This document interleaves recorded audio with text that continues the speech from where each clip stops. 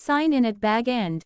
In the midst of endless, swirling chaos, a golden meteor tore across the void, streaking through the darkness beyond countless worlds. Its brilliance blazed like a comet, headed straight into the depths of the unknown. But just as it passed a radiant and ancient realm, an overwhelming presence stirred within the cosmos. A great will, vast and eternal, turned its gaze toward the falling star. Music echoed, celestial and sublime, woven into the very fabric of the world. It was the song of creation, the great music of the Ainur. With but a single glance, the golden meteor was seen through, every thread of its essence laid bare. As if called by fate itself, the meteor swerved. Its path bent, drawn irresistibly into that universe, pulled into harmony with the music. A new note was born, a fresh and nimble melody that danced amidst the solemn chords of the grand composition, bringing a spark of lightness to the ancient song. Oi, sir, wake up! A voice, cheery and concerned, stirred Silas from sleep. He blinked and slowly opened his eyes, only to be met by the sight of towering green trees and the gentle rustling of leaves overhead. Birds chirped somewhere nearby. The scent of wildflowers and fresh earth filled the air. He sat up groggily, puzzled. Wasn't he just asleep at home? How in the world did he end up in the middle of a forest? And who was this small fellow standing in front of him, peering down with furrowed brows in concern? Still disoriented, Silas asked directly, "Who are you?" "Ah, Bilbo. Bilbo Baggins, sir. Bilbo Baggins." The name struck a chord in his memory. Familiar, almost too familiar. Then it hit him. His eyes widened in disbelief. Wait, why could he understand him? Silas's English grades in school had barely scraped past the line, yet here he was, not only comprehending every word but speaking fluently in return, as if the language had always been his own. He scrambled to his feet, still confused. But standing next to Bilbo now, he noticed something else. This man barely reached his waist. Not a child, not a dwarf either. He looked closer. The stranger had curly hair, kindly eyes, and a pair of distinctly pointed ears. His broad feet were bare, but thick with fur. He radiated warmth and simplicity, utterly unlike any human.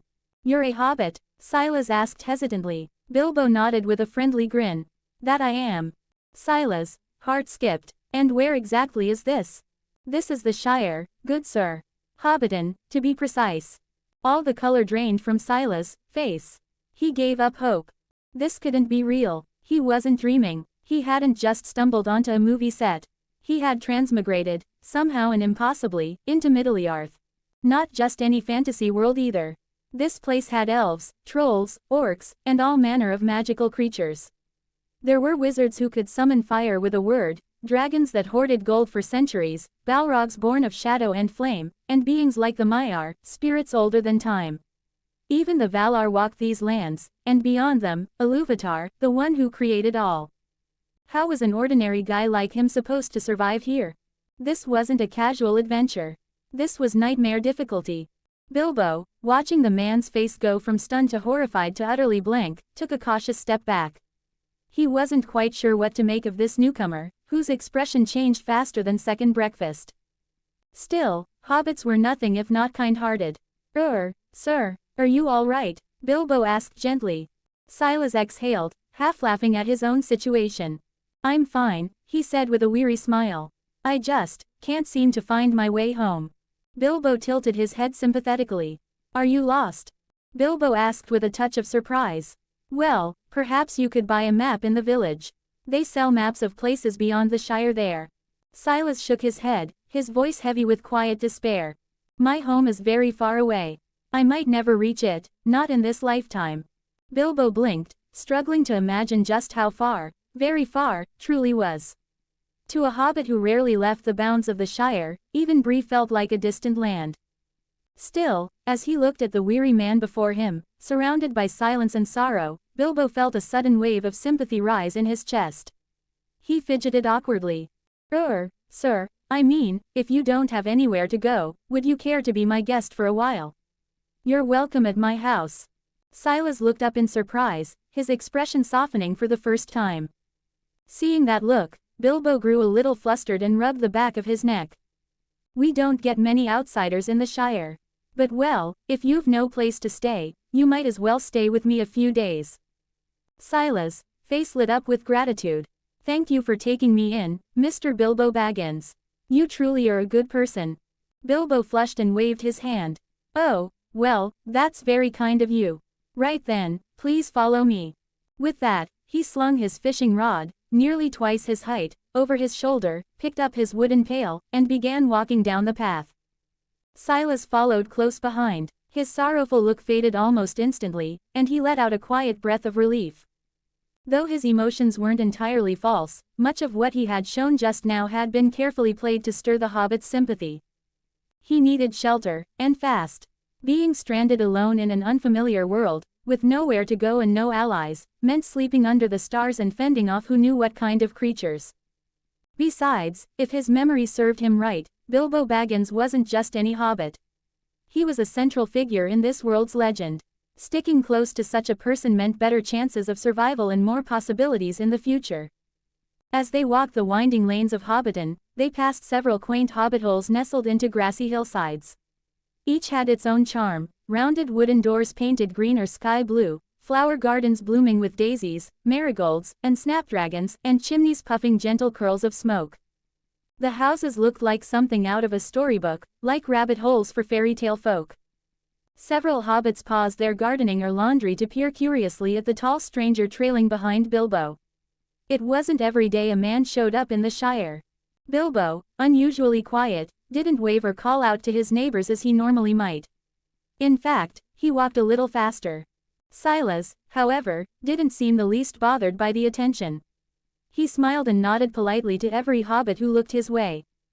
Eventually, they reached the end of the lane and stopped before a well-kept home set into the hillside. A small wooden gate led to a tidy garden, and hanging over it was a painted sign that read Bag End. This was Bilbo Baggins' home. The garden was colorful and neat, clearly tended with love and care. Every hedge was trimmed, every flower bed blooming. As Bilbo fumbled with his key and pushed open the round front door, he turned to ask, "I just realized.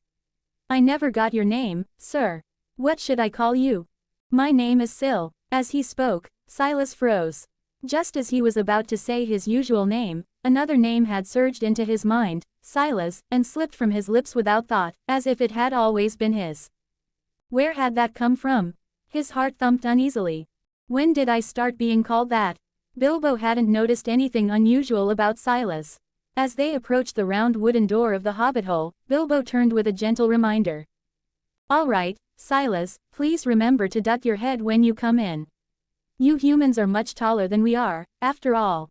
Bang! Silas, distracted and not paying attention, walked straight into the top of the doorway.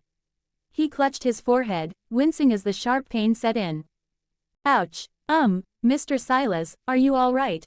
Bilbo asked, trying to hold back a laugh, his eyes twinkling with amusement. "I'm fine," Silas muttered, rubbing his head and waving one hand. There wasn't time to dwell on it. The truth was, this hobbit hole wasn't built for someone who stood over 1.8 meters tall. He had to walk hunched over, keeping his head low and shoulders rounded just to avoid another collision. Rather than exhaust himself with worry, Silas simply let it go and found the nearest armchair to sit down. It creaked a little under his weight, but it was surprisingly comfortable. Meanwhile, Bilbo had hurried off into the kitchen, clattering about with kettles and cupboards as he prepared something warm and welcoming for his guest. Just then, something entirely unexpected happened.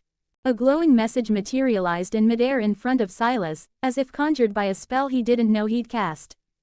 Hogwarts sign-in system detected. Current location: Middle-earth, the Shire, Hobbiton, Bag End. Would you like to sign in? Silas jolted upright in shock. What the hell? His voice rang out louder than he intended. Bilbo poked his head back around the corner, holding a teacup and saucer. Is something wrong, Mr. Silas? Silas blinked rapidly, realizing the other man couldn't see the floating message. No, nothing at all, he said quickly. Just startled myself, that's all. Bilbo raised an eyebrow but nodded, vanishing back into the kitchen. Silas stared at the glowing text box, heart racing. 5 comments 0 vote. Becoming a wizard. As Bilbo scurried back into the kitchen, Silas let out a quiet breath of relief. Once alone, his eyes turned back toward the glowing message floating midair, his expression growing serious. Hogwarts sign-in system. He muttered, "What does that have to do with Middle-earth? If this is Hogwarts magic, shouldn't I have ended up in the wizarding world? How did I end up here?" He frowned deeply, the confusion in his heart thickening. Did I transmigrate to the wrong place? Nothing about this made sense. He stared at the glowing prompt, trying to make sense of its presence in a world of hobbits, elves, and ancient rings. Then, with no better option, he tried speaking to it directly. "System, what exactly is your purpose?" No answer came. The text remained still, pulsing gently as it hovered in the air, as if patiently waiting for him to respond. After a few more moments of silence, Silas hesitated, then spoke the words aloud.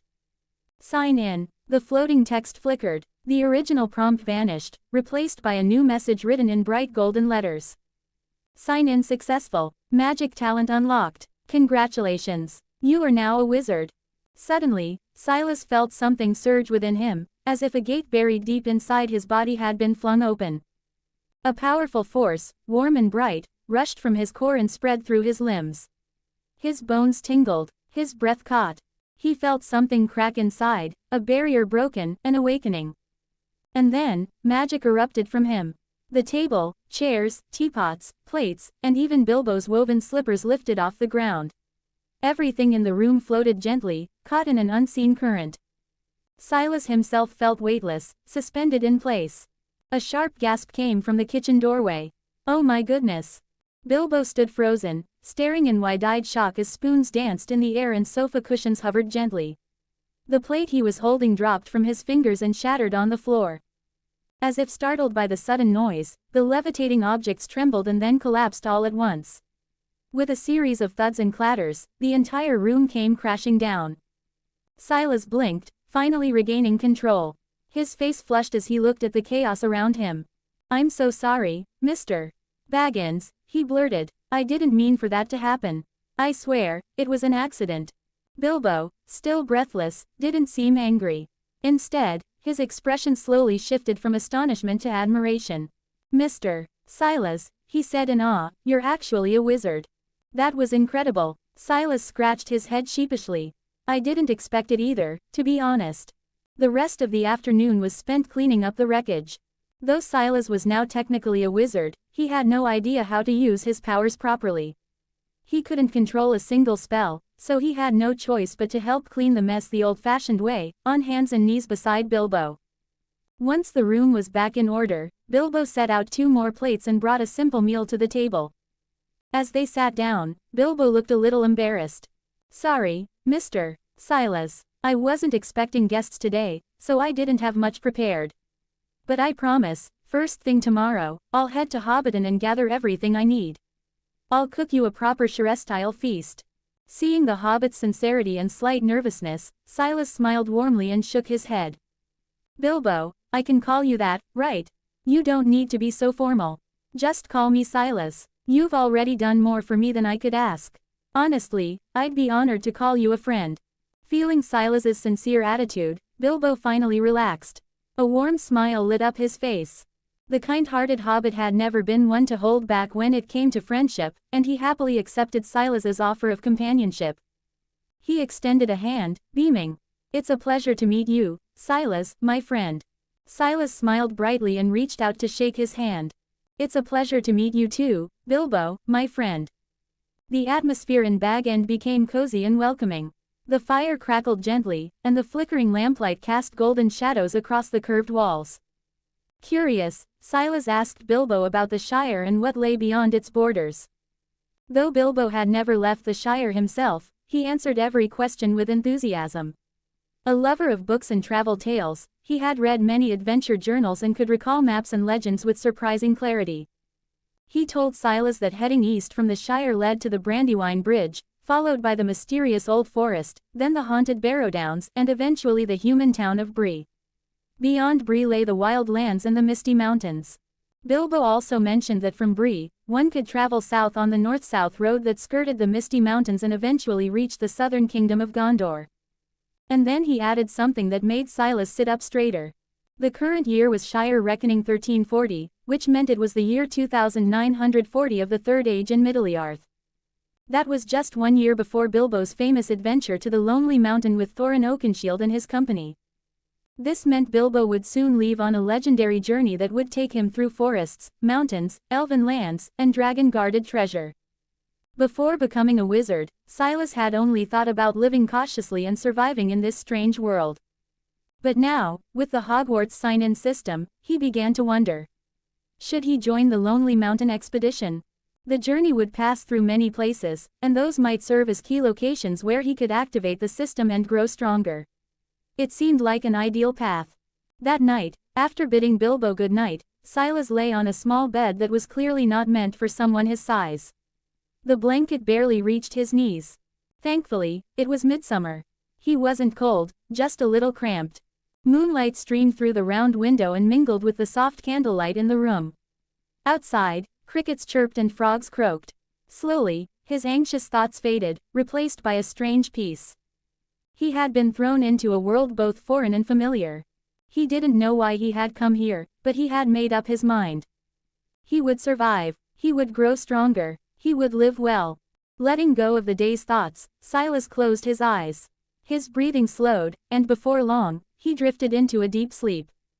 The next morning, Silas woke early. He could hear faint snoring from Bilbo's room. Trying not to wake him, Silas ducked carefully under the low beams, crept into the living room, and opened the round green door to step outside. Cool air greeted him, laced with the scent of blooming flowers. He stretched his back and shoulders. Living in a hobbit hole might have been charming, but bending over all the time was torture on his spine. If he stayed much longer, he was afraid he might actually get a crooked neck. Baggins sat atop a gentle hill. From its garden, all of Hobbiton stretched out below like a picture-book village. The grass was lush and green. The flowers were in full bloom. Even the trees seemed smaller and friendlier, as if the land itself had adapted to its hobbit caretakers. Silas took in the peaceful beauty with a smile. For a brief moment, he even considered settling here permanently. But soon his thoughts returned to his new reality.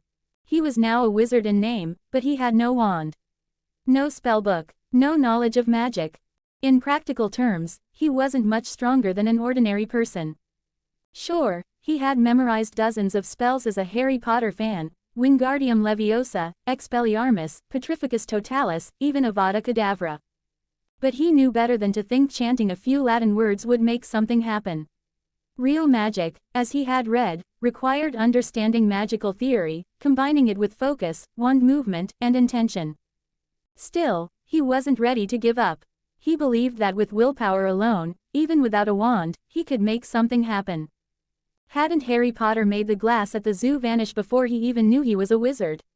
Hadn't Neville Longbottom bounced down a street like a ball when he was thought to be a squib? Those incidents had been uncontrolled, instinctive reactions. But if magic could awaken like that, maybe it could be trained too. Silas fixed his gaze on a small stone in the garden.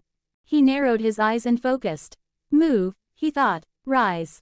He furrowed his brow, poured his will into the thought. Nothing happened. He tried harder. His cheeks turned red from the effort. Still nothing. Sighing, he gave up on the stone and chose something lighter, a leaf.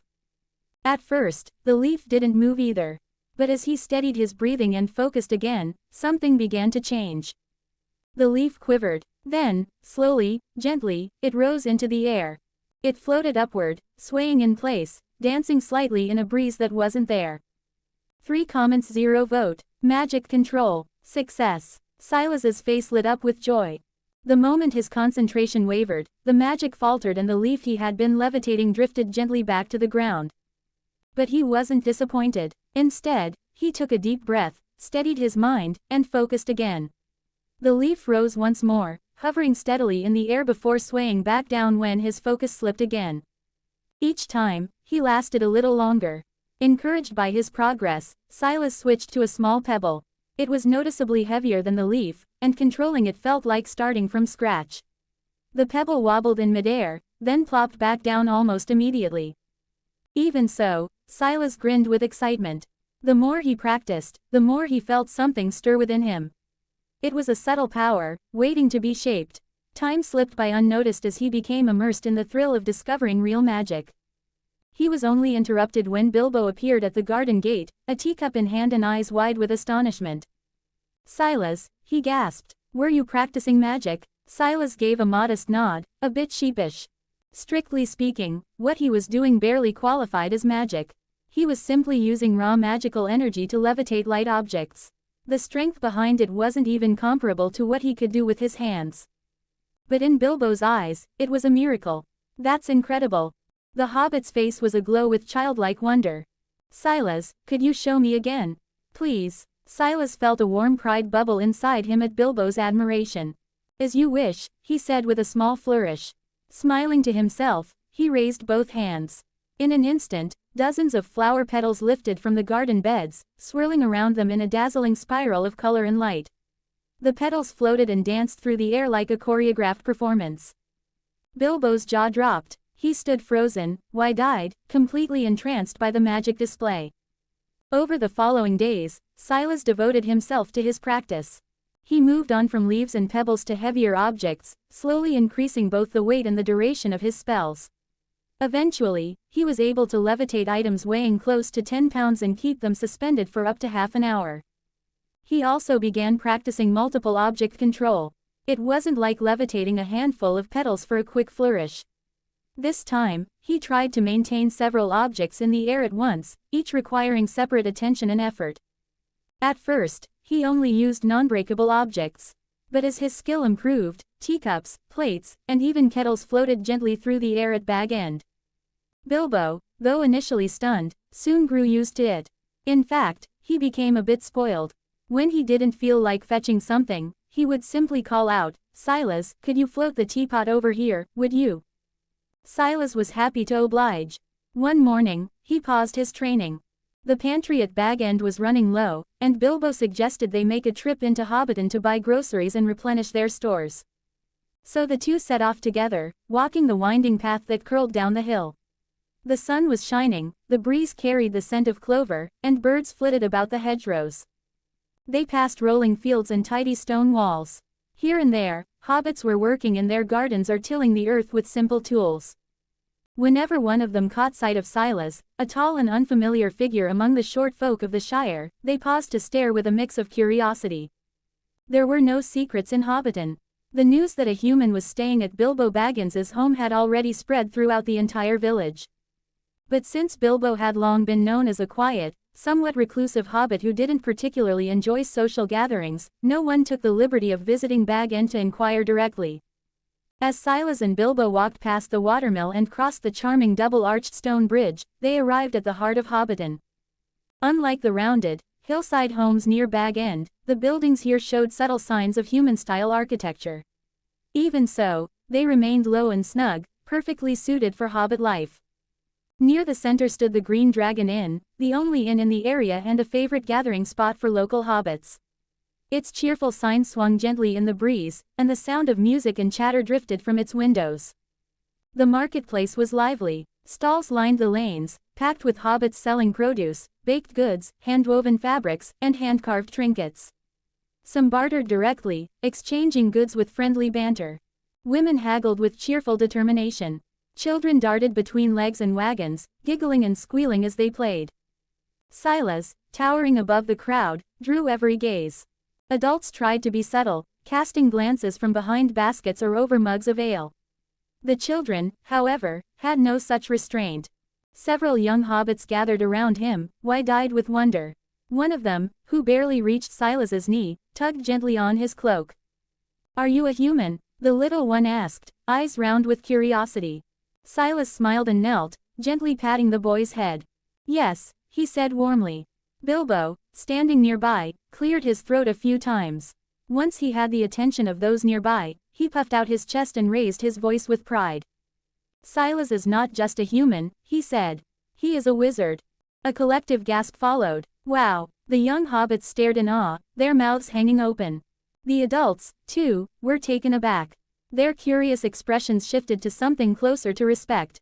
Wizards, after all, were rare and powerful in Middle-earth, mysterious figures who wandered between realms and changed the course of history. But the children knew only excitement. They tugged at Silas's sleeves and begged him to show them magic. Silas chuckled and didn't disappoint. With a gentle tap on the tops of their heads, their hats twitched and wiggled, then suddenly lifted into the air. The hats flapped and spun like little birds, dancing above the children's heads in playful loops. The children squealed in delight, chasing the flying hats with laughter. Even the adult hobbits nearby stared in amazement, murmuring to one another. Bilbo beamed. He cleared his throat again, this time in mock seriousness. Ahem. Silas, we should be going. Silas smiled and nodded, following the proud little hobbit who looked as if he had just won an argument with the mayor. Once they had finished shopping for food and household supplies, Silas broke away to visit the only blacksmith in Hobbiton. The blacksmith, a burly hobbit with soot on his cheeks and a leather apron across his chest, was clearly surprised to see a tall human step into his forge. Still, he put down his hammer and stepped forward. "What can I help you with, sir?" he asked politely. Silas looked around the shop. It was filled with farming tools, plows, hoes, shears, cleavers, and axes. Most of the goods were practical, meant for gardening or home use. "Do you sell weapons?" Silas asked. "Something like a longsword." The blacksmith blinked, then shook his head. "We don't get much call for swords around here. Hobbits don't go looking for fights, and there's no market for weapons in the Shire." Silas nodded, a little disappointed, but pressed on. "What if I commissioned one? How long would it take?" The blacksmith continued to shake his head, wiping his hands on a thick cloth as he spoke. "I'm sorry, sir. I'd love to help, truly, but we've never forged a longsword here. No experience with that sort of work at all. If you're really after a proper weapon, your best bet would be Bree, east of the Shire. It's a human town. They've got real weaponsmiths there, folks who know how to make blades that last through battle." Silas nodded slowly, though inwardly he sighed. According to Bilbo, Bree was around 135 miles from Hobbiton. On foot, it would take at least 6 or 7 days to get there, if the weather held and the roads were kind. At the moment, Silas had no plans to head that far east. Since swords weren't an option for now, he looked around the shop again and settled on a pair of bone cleavers hanging neatly on the far wall. While the blacksmith didn't make weapons in the traditional sense, the craftsmanship of his tools was excellent. The bone cleavers in particular had thick, gleaming blades and strong handles wrapped in leather cord. They were sharp enough to cleave through pork or mutton bones with ease. "These'll last you a lifetime," the blacksmith said proudly. Silas smiled faintly but didn't entirely believe that. Still, he could feel their weight in his hands, and the balance was surprisingly good. He made the purchase without complaint. As for the money, well, that came from Bilbo. Silas had arrived in Middle-earth with nothing to his name. No money, no food, not even spare clothes. He had been relying on Bilbo's kindness ever since he arrived, and he wasn't sure when, or even if, he'd be able to pay him back. But the gentle hobbit never brought it up. Bilbo never asked for repayment, never complained, and never treated Silas as a burden. He simply helped him as if they had known each other for years. And so, as Silas tucked the cleavers away and thanked the blacksmith, his heart swelled with gratitude. He had been thrown into a strange new world with no warning, but by some great stroke of luck, the first person he met had been Bilbo Baggins. Without him, Silas wasn't sure how he would have survived, let alone felt this safe. 3 comments 0 vote. Silas the Wizard of Bag End. After purchasing the knives, Silas reunited with Bilbo, and the two began their walk back to Bag End. On the way, Bilbo eyed the 2 cleavers Silas had strapped to his belt and couldn't help but ask curiously, "Silas, why did you buy 2 cleavers? We already have some in the kitchen, don't we?" Silas held them up with a grin and struck a dramatic stance. "They're not just cleavers. These are my weapons. From now on, I'll use them to protect myself." Bilbo blinked, momentarily unable to reconcile the idea of a wizard with someone wielding butchering tools. "Well, as long as you like them," he said with a small shrug. Silas noticed his expression and chuckled. With a flourish, he flicked both cleavers forward. They shot through the air with a sharp whoosh, embedding themselves deep into the trunk of an oak tree by the roadside. The blades sank halfway into the wood. Bilbo's mouth dropped open. "Swords no, knives return to me." With a quick flick of his wrist and a focused thought, the 2 cleavers pulled free from the tree and spun back into Silas's hands.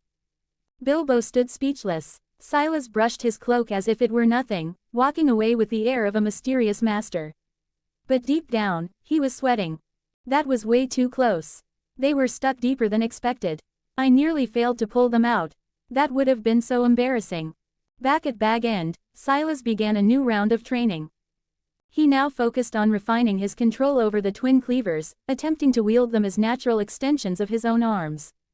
Each cleaver weighed about 2 pounds, just within the upper limits of what he could manage with his current magical strength. To improve his finesse, Silas practiced chopping wood using the cleavers through levitation alone. At first, it was clumsy. The blades wobbled in the air and couldn't keep up consistent momentum. But with persistent effort, Silas gradually improved. The cleavers struck cleaner, moved faster, and hovered more steadily. In just a few weeks, he had chopped enough firewood to last through winter. Bilbo was overjoyed. While hobbits valued hard work, they also cherished comfort.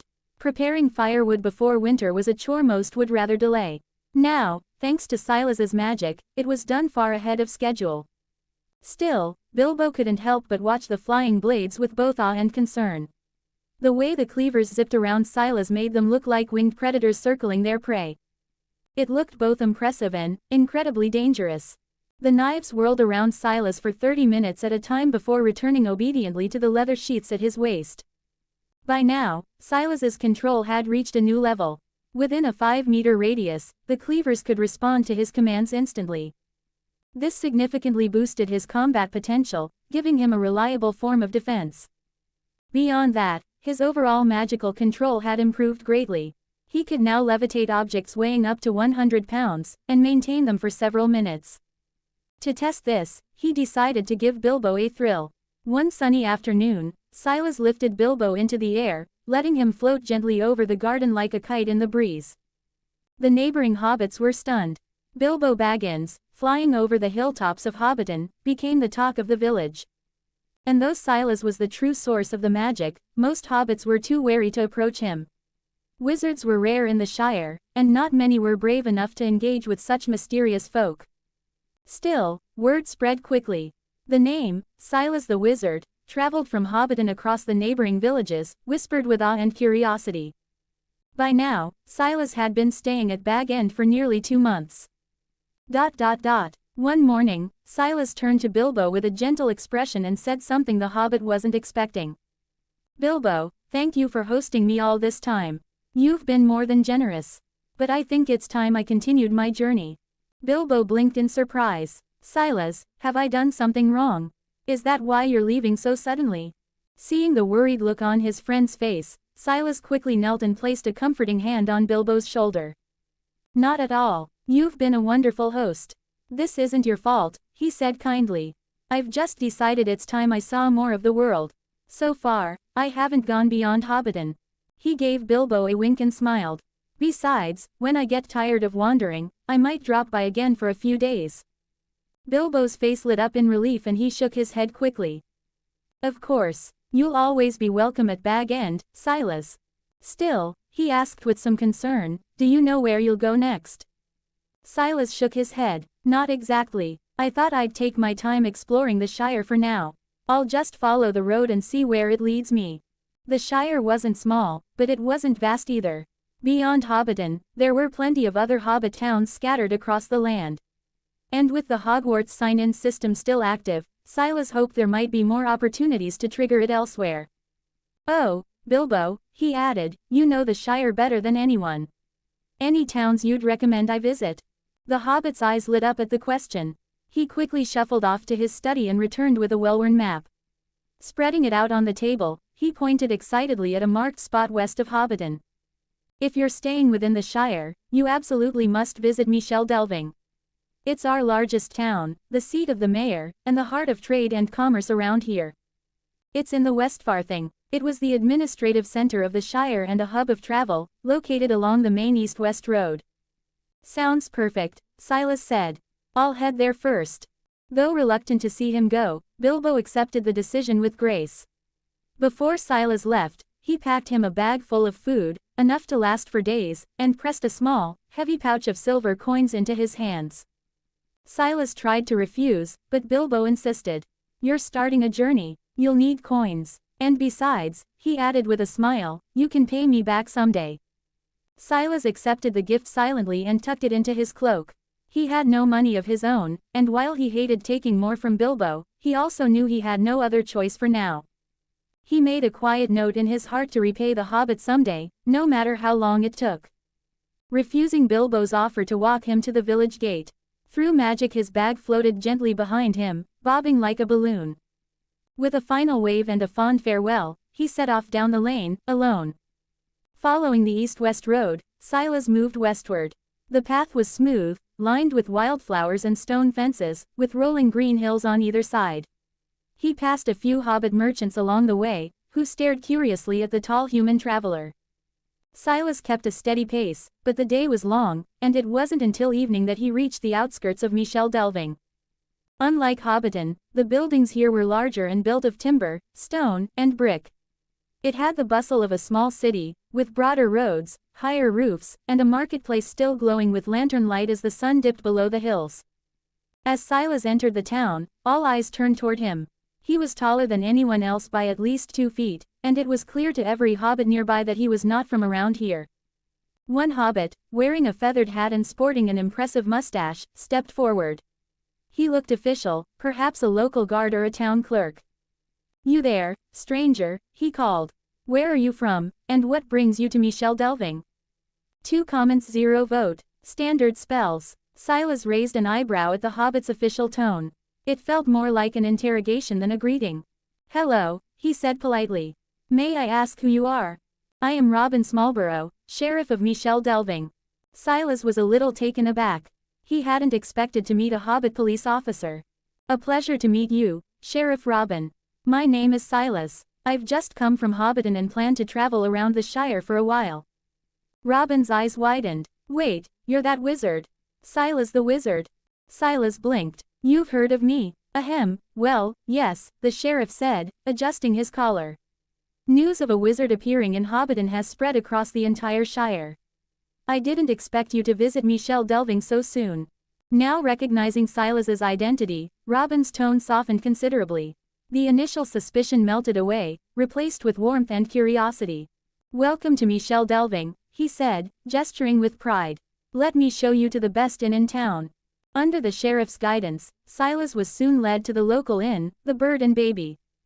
Aside from its unusual name, the inn had another challenge: its ceiling was quite low. Silas had to duck as he walked through the door, and standing upright meant bumping his head more often than not.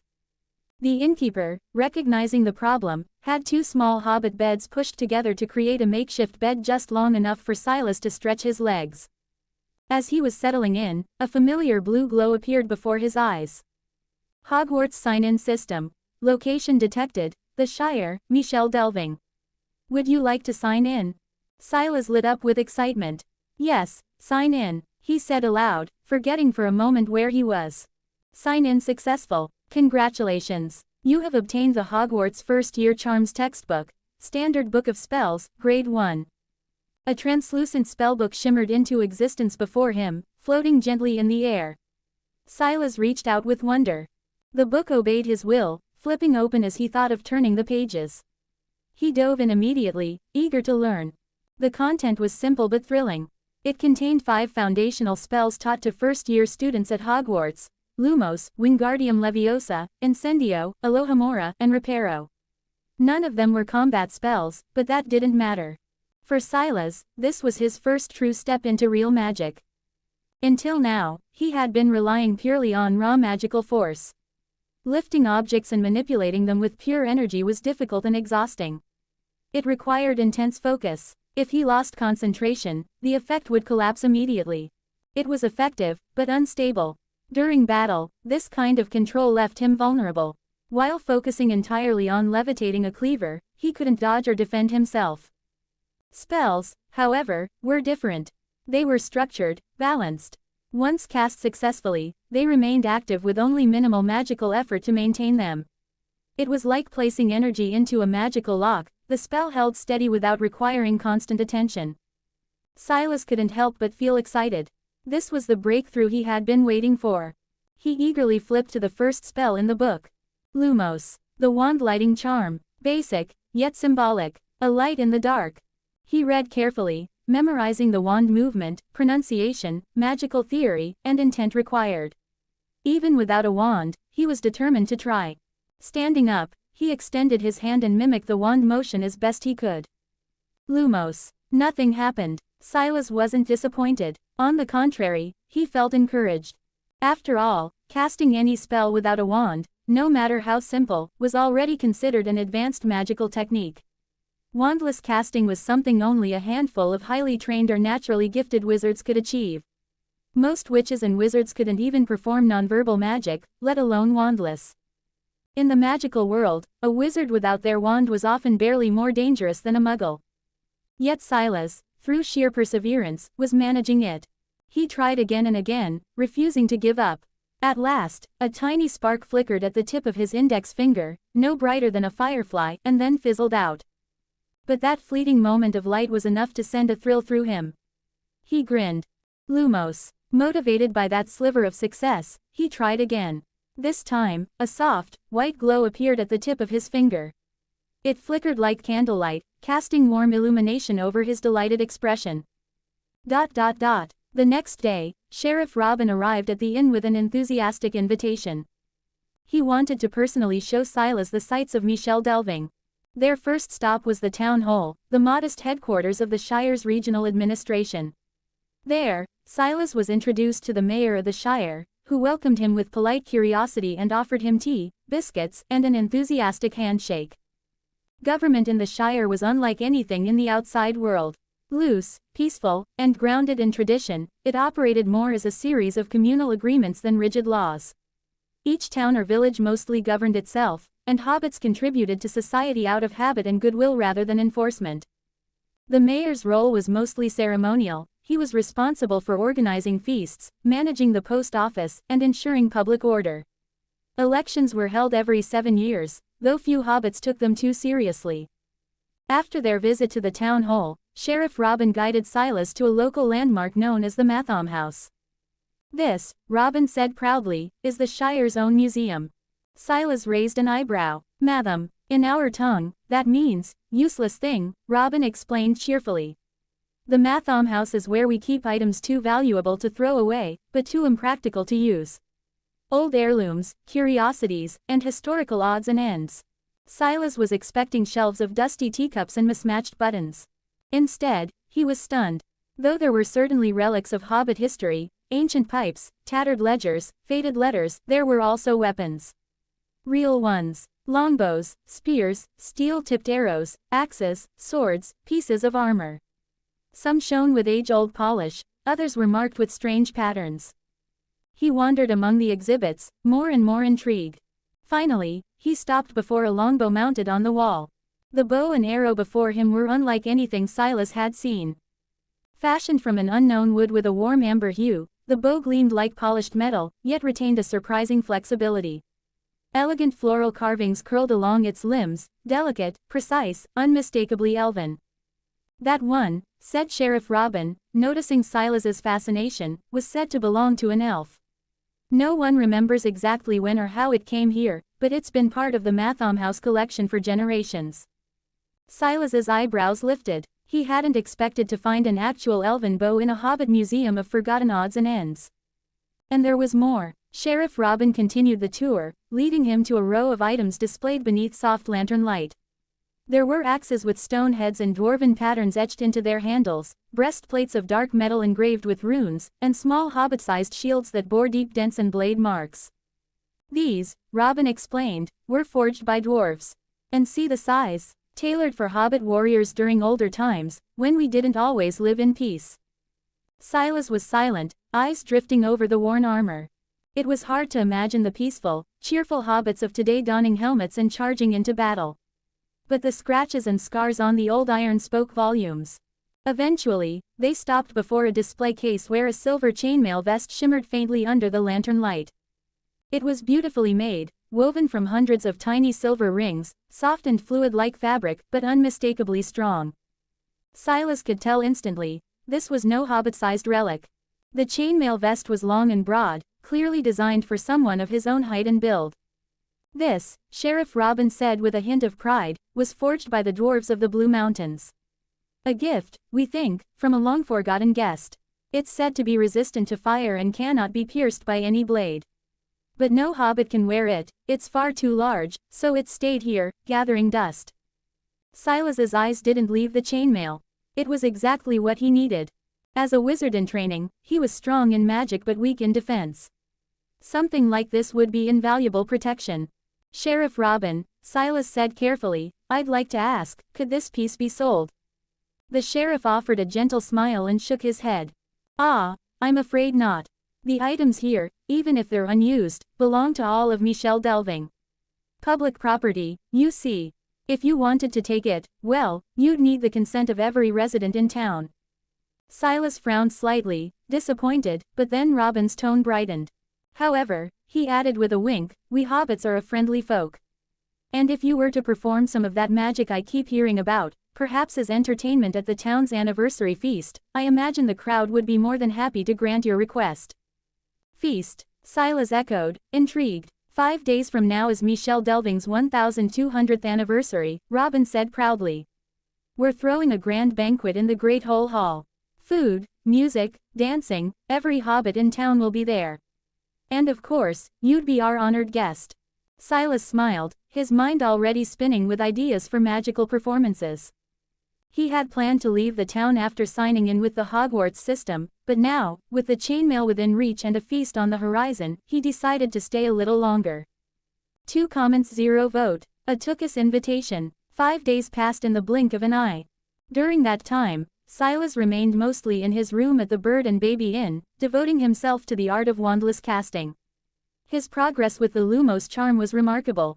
By now, he could summon a bright, blinding light from his fingertips at will, brilliant enough to dazzle any would-be foe.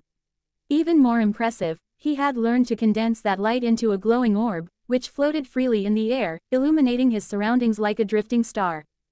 This fusion of Hogwarts spellwork and his innate magical control marked a real breakthrough. When the day of the anniversary arrived, Michel Delving was alive with excitement. Colorful banners hung from rooftops, cheerful hobbits bustled through the streets with baskets of pies and jugs of ale, and musicians filled the air with sweet melodies from flutes and fiddles. Laughter rang from every corner, mingling with the aroma of fresh bread and roasted meats. By evening, the entire town had gathered in the Great Hole Hall, a vast, vaulted chamber carved into a hillside, its ceiling high enough even for a human guest to stand tall. Long tables stretched from wall to wall, piled with platters of steaming food and barrels of beer. Children darted between the grown-ups, squealing with joy, while pairs of hobbits danced in circles to the lively country tunes. Silas had been invited to sit in the seat of honor beside the mayor, with Sheriff Robin to the other side. The mayor, a round-cheeked fellow with a commanding presence and a flower tucked behind one ear, rose after the meal began and raised his mug. Tonight, friends, we celebrate not only the 1200th year of our dear Michel Delving, but also the visit of a most extraordinary guest. He declared, beaming, let us raise a toast to Silas the wizard, whose presence makes this evening even brighter. A thunder of claps and cheer erupted from the room. Blushing slightly, Silas stood and gave a respectful bow. From where he stood, the view was surreal. Hundreds of hobbits, none reaching above his waist, gazed up at him with a mix of awe and wonder. For a moment, he truly felt like he had stepped into a storybook land. As the evening wore on and the hall filled with music, laughter, and ale, the mayor, his cheeks ruddy from drink, turned to Silas with a warm grin. Master Silas, he said, eyes twinkling, would you honor us with a display of your magic? Nothing dangerous, of course. Just something wondrous. Robin gave a sly wink. It was clear this had been planned in advance. Silas smiled. It would be my pleasure. He stepped forward, and the room fell quiet with anticipation. With a clap of his hands, a brilliant light burst between his palms, radiant as a falling star. Some gasped, others shielded their eyes. Then, with a second clap, the light scattered, shattering into hundreds of glowing orbs that floated and danced around the room like fireflies at midsummer. Children gasped in delight. One brave hobbit child reached up and caught a glowing mote between his fingers, squealing with joy as it danced away again. Even the musicians stopped playing to marvel at the magical display. Incredible, the mayor exclaimed, nearly spilling his drink. That's true wizardry. A wave of amazed murmurs rippled through the hall, as every hobbit stared up at Silas with newfound admiration. Seeing that the moment was right, Silas bowed once more and made his request known. There is one small matter, he said politely. There's a chainmail vest in your Mathom house, a dwarven work of great craftsmanship. I humbly ask if it might be offered to me, for protection on my journey." The mayor looked at him, then at the crowd. "Well, what say you, folks? Shall we gift our good wizard something we've never had any use for anyway?" The answer was a resounding cheer. Not a single hobbit objected. After all, most madams were just curiosities, kept out of habit, not necessity. And this chainmail had hung unworn for generations. With unanimous consent, the mayor announced, "We shall give the dwarven chainmail to Silas the wizard, both as a token of gratitude and a wish for safe travels ahead." The hall erupted with applause. Silas, touched by the generosity and warmth of the hobbits, placed a hand to his chest and bowed deeply. "Thank you," he said, "from the bottom of my heart." Having received the dwarven-forged chainmail vest, Silas was visibly elated. With no more reservations, he fully embraced the celebration, clinking mugs with the mayor, Sheriff Robin, and a slew of merry hobbits. The sweet, deceptively strong hobbit ale flowed freely, and by the end of the night, Silas found himself stumbling slightly, cheeks flushed, heart light, the first time he had ever been truly drunk. The next morning, a little bleary-eyed but still smiling, Silas prepared to leave. "Mr. Silas," Sheriff Robin said, trying one last time, "are you sure you won't stay for a bit longer? The midsummer feast is nearly upon us. It's a grand occasion, you'd be our guest of honor." Silas chuckled softly and shook his head. "Thank you, Sheriff Robin. Your kindness has already kept me here longer than planned. But the road calls again. I must continue my journey." He cast a fond glance at the silver chainmail vest now snugly hidden beneath his robes. Even now, it gave him a sense of comfort he hadn't felt before. Out of curiosity, and to test its strength, he had tried striking it with his twin cleavers the night before. The result had been telling. The chainmail remained spotless, while the cleavers' blades had chipped slightly from the impact. It was clear, this armor was no ordinary trinket. Forged by dwarves, it was resistant to both steel and flame. And now it was his. Sheriff Robin gave a resigned sigh and offered his hand. "Then I wish you fair weather and safe travels, Wizard Silas." Silas grasped his hand firmly. "And thank you, for your town's warmth and generosity. Farewell." With his bag enchanted to float behind him once again, Silas departed Michel delving and turned southward, his destination already in mind. Buckland, more formally known as Tuckborough, nestled deep within the green hills of the Westfarthing. He remembered Tuckborough from the book. It was the ancestral home of the Took clan, Peregrine Took's birthplace, one of the famed 4 hobbits of the Fellowship of the Ring. The journey took less than a day by foot, and soon the green hills gave way to a peculiar sight. Unlike most hobbit settlements that nestled peacefully into valleys or alongside rivers, Tuckborough stood proudly atop a hill, its round-doored homes set into the sloping sides. It had the feel of a miniature fortress. Silas even spotted patrols, hobbits walking with purpose, some bearing horns, others short wooden spears. As he approached the outer boundary, a pair of hobbits stepped forward, blocking his path with wary eyes. "Halt there, who are you, and what business brings you to Buckland?" one of them asked. Silas offered a calm nod, sensing no malice, just good old-fashioned hobbit caution. "I am Silas, a traveling wizard from Michel delving. I've come to visit Tuckborough on my journey through the Shire." The 2 guards exchanged glances. One of them squinted, as if trying to match the name to something he'd heard. "Wait here, if you please." One of the hobbit darted back up the hill. After a short wait, a hobbit with curly golden hair and a dignified air emerged, walking beside the town guard. He paused to quietly assess Silas, then stepped forward with a warm smile and outstretched hand. "Welcome, Wizard Silas. I am Paladin Took." His voice was kind but carried the weight of leadership. "A few days ago, I received a letter from Bilbo mentioning that you might be visiting Buckland. I hadn't expected your arrival to be so soon." Silas blinked in surprise. "Bilbo wrote to you?" he asked, genuinely caught off guard.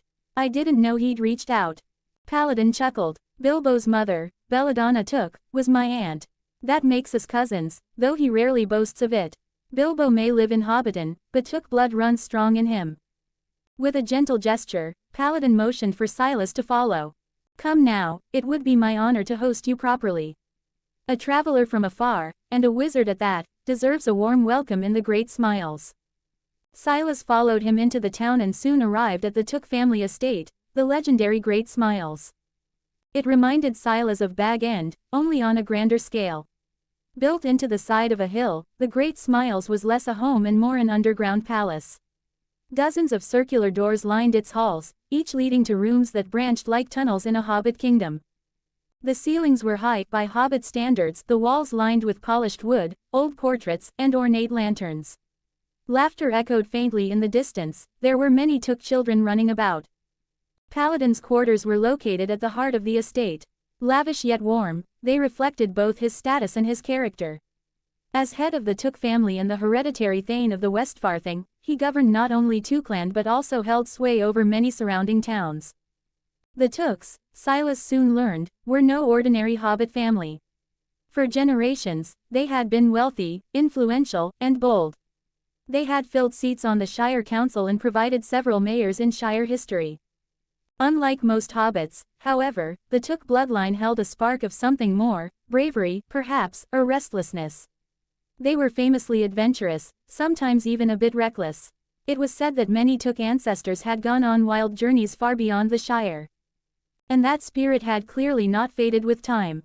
Indeed, Silas now understood why Gandalf had once chosen Bilbo Baggins for an adventure of great peril, because buried within the gentle hobbit's heart was Took's courage. Just as he settled into the guest room prepared for him, a familiar flicker of magic sparked before his eyes. Hogwarts sign-in system. Location detected. Shire, Tookland, Great Smiles. Would you like to sign in? 1 comments 0 vote. Prank spell. Standing beside Paladin Took, Silas silently whispered within his mind. Sign in. Sign in successful. Congratulations. You have obtained prank spells, bringing a little fun to your life. Silas blinked in surprise. Prank spells. The title alone piqued his curiosity. He couldn't help but smile, but seeing as he was currently a guest in someone's home, he decided it was best to save the reading for later, when he had a bit more privacy. Paladin then introduced his family with warm pride. This is my wife, Rosalie. And this little whirlwind is my son, Paladin II. Silas offered a respectful nod and a polite smile. It's an honor to meet you all. I'm Silas, a humble traveler and wizard. His gaze lingered on the young boy, no older than 7, with a mop of golden curls and bare feet dusted in soft, honey-colored fur. It didn't take long for Silas to put the pieces together. So this boy will one day grow up to be the father of Peregrine Took. Though he hadn't yet encountered any members of the famed fellowship, fate had brought him close enough to glimpse the family roots of one of Middle-earth's future heroes. Rosalie was gentle and gracious. After serving Silas a plate of sweet biscuits and a warm cup of spiced tea, she retreated to the kitchen to begin preparing dinner. Paladin II, however, was already bouncing with excitement. The curious lad couldn't seem to take his eyes off the tall wizard who towered over their hobbit-sized home. Mr. Silas, the boy blurted out with wide eyes, what sort of magic do you know? Mind your manners, lad, Paladin chided gently, casting an apologetic glance to their guest. Please excuse him, he's still learning not to speak out of turn. Silas chuckled. No harm done. Curiosity is a good trait for a Took, after all. Truthfully, by this point, showing a bit of magic had become a familiar routine for him. Ever since arriving in the Shire, it seemed every new village expected a performance, he might as well start charging admission someday. He lifted his hand slowly and made a subtle circling motion with his fingers. To little Paladin's astonishment, he began to float, gently rising off the ground as if lifted by an invisible breeze. Wah, I'm flying, the boy cried, kicking his feet joyfully in the air. He twirled midair with giddy laughter while his father looked on in stunned silence, mouth slightly agape. I'll set him down safely, Silas said with a grin, gently lowering the giggling child to the floor again. Later that evening, after a hearty supper filled with roast meats, mushroom pies, and sticky toffee pudding, Silas was shown to a comfortable guest room deep within the Great Smiles. Once alone, he finally summoned the prize from earlier. With a flick of his wrist, the enchanted tome appeared before him. Prank spells, bringing a little fun to your life. Silas opened the cover with a mix of curiosity and amusement. The more he read, the more delighted he became. As the name suggested, the book was a collection of mischievous but harmless hexes, straight from Hogwarts' rich magical tradition. Among them were Dinsagio, to wildly enlarge someone's front teeth. Tarantalagra, the dancing jinx, which sent the victim's legs into a furious, involuntary jig. Rictusempra, the tickling charm, perfect for pranksters. Flagrate, to write glowing, fiery letters in midair. Locomotor mortis, the infamous leg locker curse. Though the spells in the prank spells book seemed silly at first glance, fit more for classroom mischief than real danger, Silas knew better. To someone without magic, even a harmless hex could have extraordinary effect. And in a world like Middle-earth, where no one expected such things, even the simplest jinx could become a marvel. He couldn't wait to try them out. But for the time being, good sense prevailed. He was, after all, a guest in the home of the Tooks, and pranking one's hosts wasn't the wisest way to repay Hobbit hospitality. So, with great restraint, he set the book aside. Over the next few days, Silas was introduced to more members of the Took family, with Paladin Took proudly guiding him through the winding halls of the Great Smiles.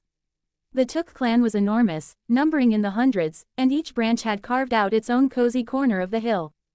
To Silas's surprise, the Tooks welcomed him warmly. Every family invited him to their table, offering pies and pastries, stews and sweetmeats, with a cheer that made him feel like a beloved cousin rather than a mysterious wizard. One evening, a feast was held in the Great Smiles banquet hall in his honor. The hall buzzed with energy. Laughter echoed off the timbered walls, long tables sagged under the weight of food, and music filled the air with the sound of fiddles and flutes. But Silas found himself the center of a different kind of attention. Before him stood a line of hobbit children, dozens of them, waiting in eager anticipation, their eyes shining with mischief and wonder. "All right, who's first?" Silas asked, his voice rich with amusement. "I am," cried a curly-haired lad at the front. Silas smiled and raised his hand. "Tarantalagra." A spark of red light flew from his palm, striking the boy squarely. For a heartbeat, the child froze. Then, with a jolt, his legs began to jig madly beneath him, flailing about in a wild and unstoppable dance. "Whoa," he shrieked, laughing as his feet tapped furiously on the wooden floor. "Cool," the children shouted in unison. "Next," Silas called. "Me, pick me," yelled the next child, practically bouncing in place. All right, you'll all get a turn." He cast the spell again, and another child burst into a gleeful, leg-flailing dance, twirling into the crowd to the roar of applause and giggles. The line grew even more excited, children pressing forward, cheering him on. What truly surprised Silas, though, was the reaction of the adults. Not only did none of the Took elders try to stop him, they looked just as delighted as the children. A few even seemed on the verge of joining the line themselves. One portly uncle whispered to his wife, "Do you think he'll cast it on grown-ups too?" Silas nearly laughed aloud. If he had a magical proficiency system like in the books he'd once read back on Earth, he imagined it would be chiming non-stop. Spell proficiency +1. Silas didn't linger long in Tutborough. Before his departure, the ever-generous Paladin Took gifted him a small pony-drawn carriage, an act of kindness that left Silas both touched and delighted. With proper transportation at last, his journey across the Shire would be smoother and far less exhausting. The pony, a gentle chestnut with intelligent eyes, had been raised by the Tooks themselves.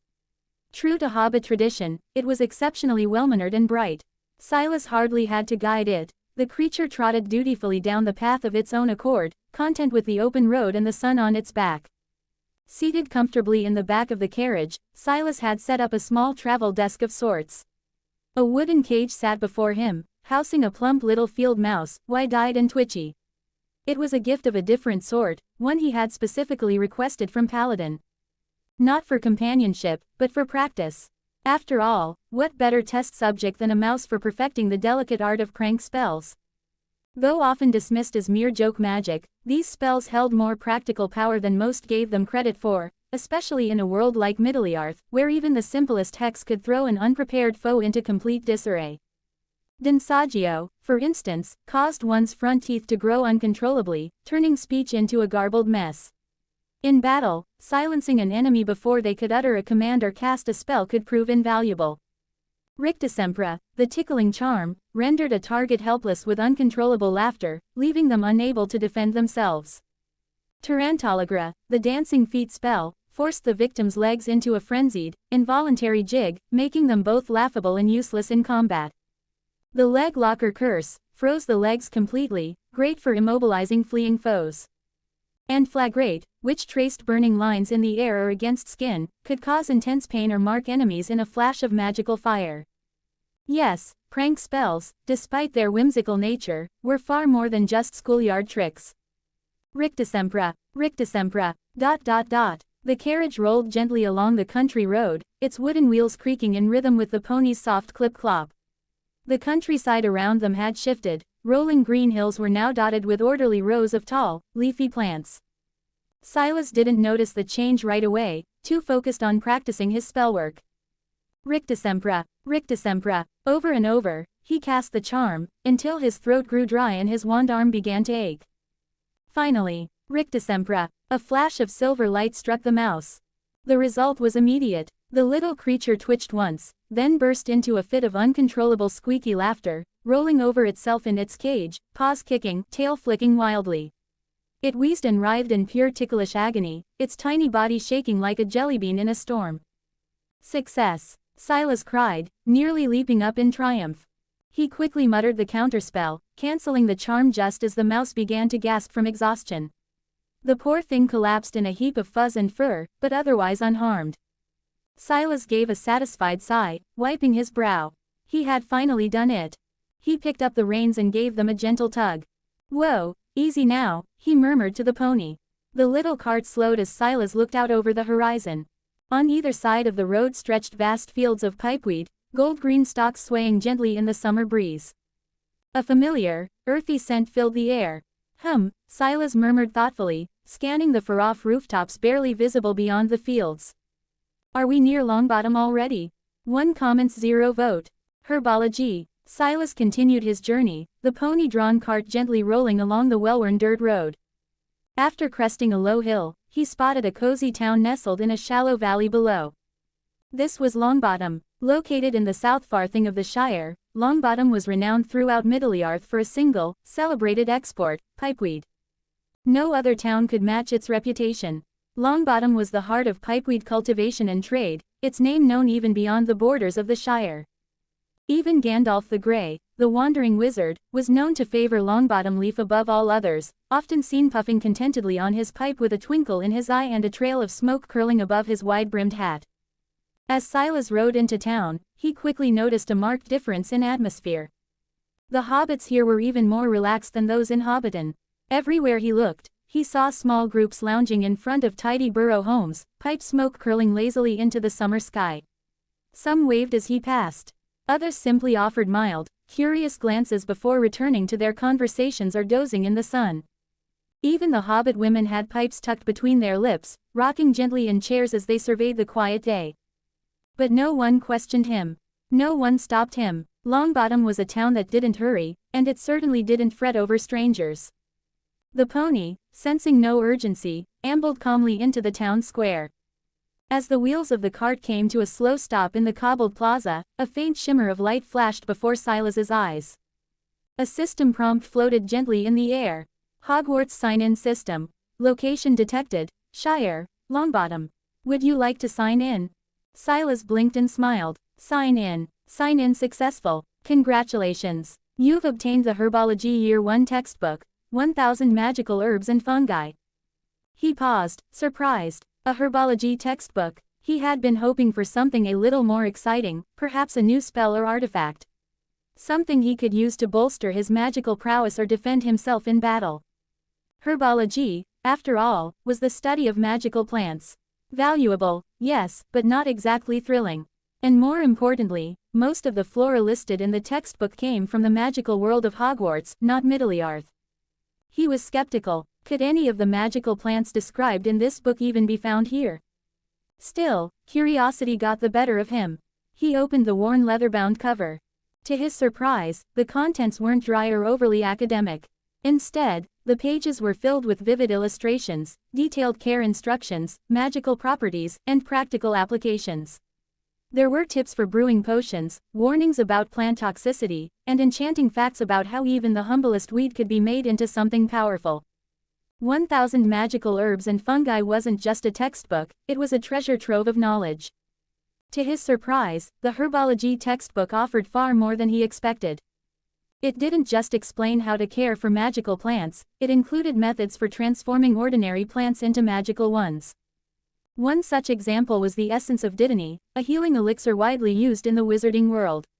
Known for its powerful regenerative properties, it was often used to seal wounds in seconds. Silas remembered the story. When Ron Weasley suffered a splinching injury while apparating, it was Hermione who applied Diddy to save him. Interestingly, the plant from which this elixir was derived, Diddy, wasn't even magical to begin with. It was a common herb in the Muggle world, long known for its medicinal qualities.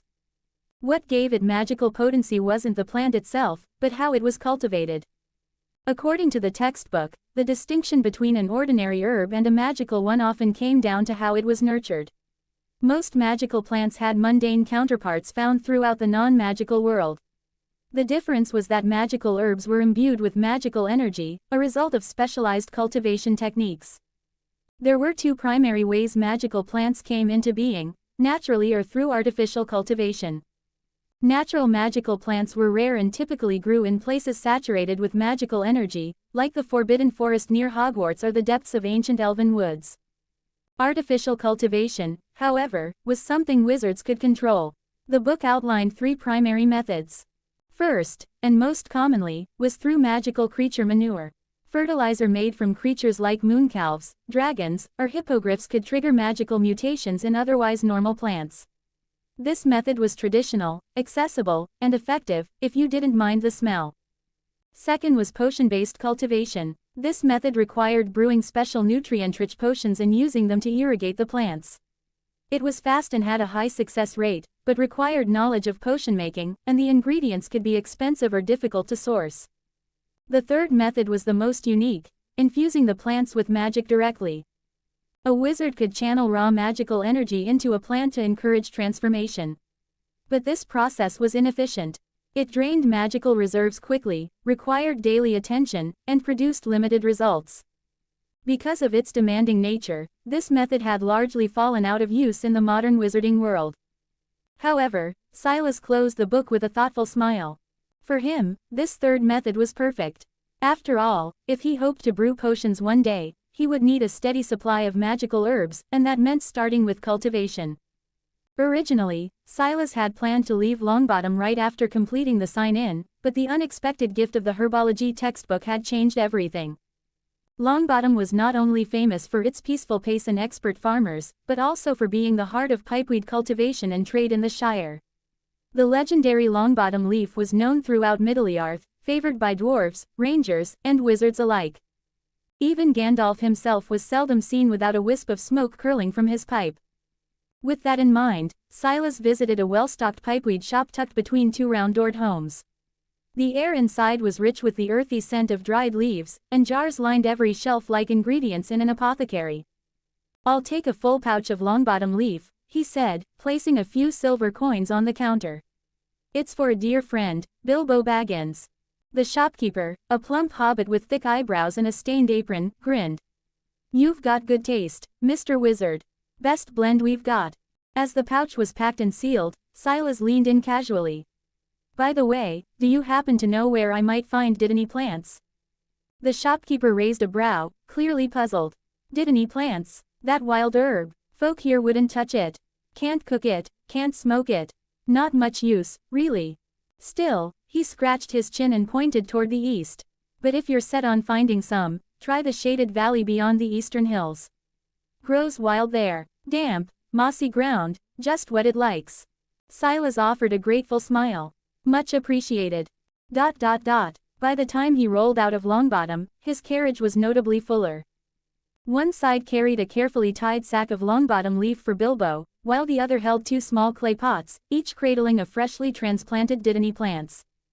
The little plants didn't look like much yet, just tender shoots pushing up through the dark soil.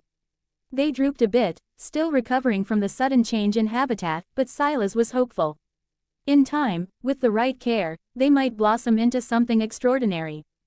His next destination was Bywater, nestled in the East Farthing of the Shire. A scenic village set along the east-west road, it sat near the banks of the Brandywine River and wasn't too far from Hobbiton itself. But the road was long, and the journey slow. By twilight, Silas decided to make camp in a peaceful meadow just off the road. At midnight, when the moon reached its peak in the sky, its silvery glow bathed the quiet countryside. Seated by the campfire, Silas gently pinched the tender shoot of the Diddy plant and began channeling magic into it, letting the energy flow steadily from his fingertips into the soil. According to the herbology textbook, this method of cultivation was precise. Every night at the peak of the moon's light, the herb needed to be watered with magic. This ritual had to continue each night until the plant reached full maturity, at which point, it could be harvested and refined into Diddy potion.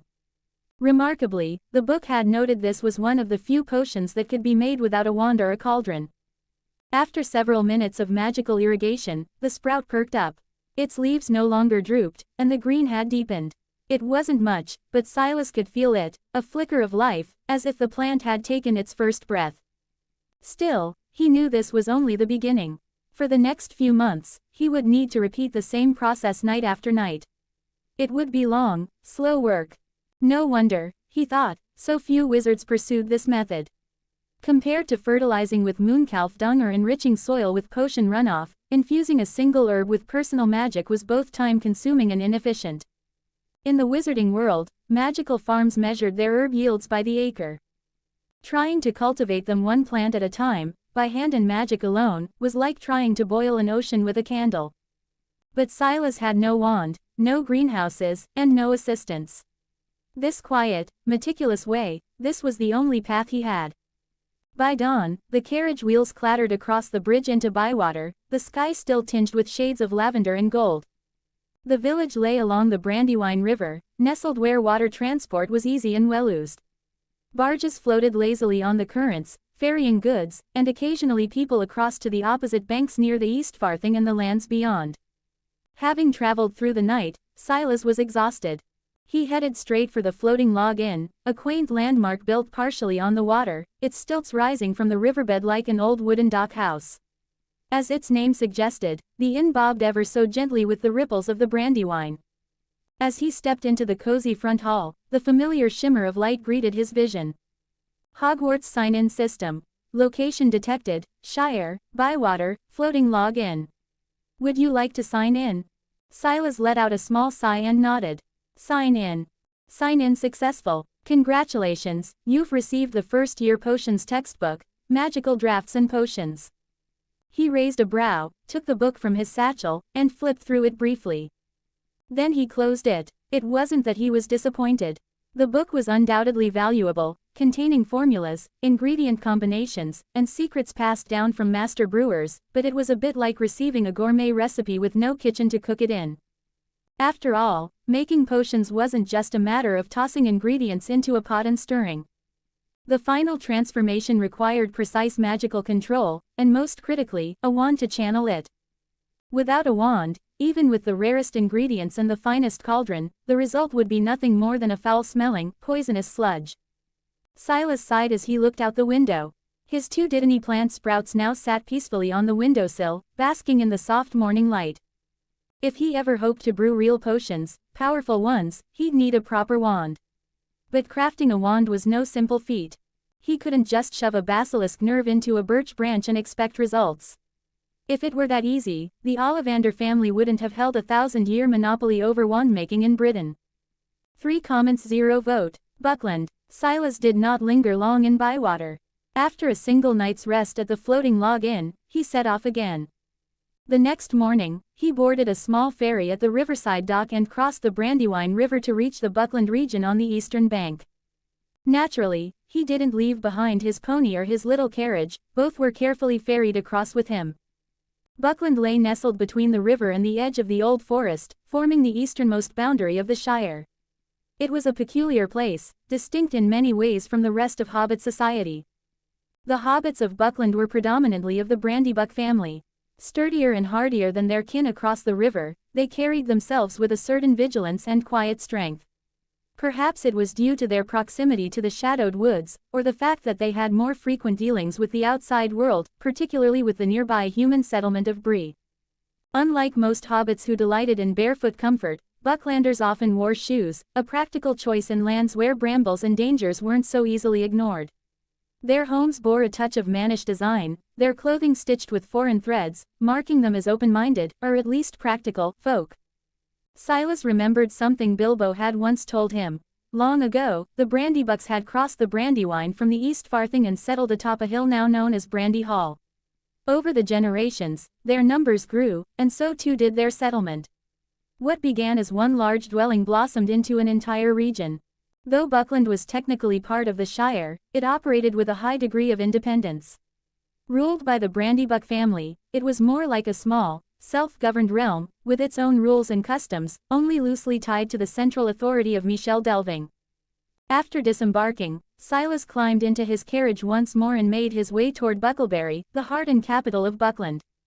As the road curved alongside a ridge, a curious sight appeared to the east. A tall hedge, stretching far into the distance, separating Buckland from the old forest. The barrier was thick and wild, almost like a living wall. That hedge had its own tale, a story older than many hobbits remembered. When the Brandybucks first settled in Buckland, they cleared land to build homes, cutting into the forest's edge. To protect themselves from whatever lay within, they planted a massive hedge to divide their lands from the woods. But they underestimated the old forest. For the trees there were not like ordinary trees. They moved, they watched, some even whispered in the wind. The forest did not take kindly to the settlers. In time, the trees grew restless and vengeful, slowly creeping toward the hedge, pressing against it, trying to reclaim what had been taken. When the trees began encroaching too far, the hobbits fought back. They chopped down groves, cleared away brush, and even set fire to part of the forest, creating a wide, scorched buffer zone between Buckland and the tree line. This only deepened the forest's hatred. The trees of the old forest became hostile, lashing out at anyone who strayed too close. Travelers who wandered in were often led astray, confused, or never seen again. The Bucklanders, in turn, grew wary. No hobbit, not even the boldest, dared cross the hedge or step foot beneath the forest's eaves. Silas was deeply intrigued by the mysterious trees of the old forest.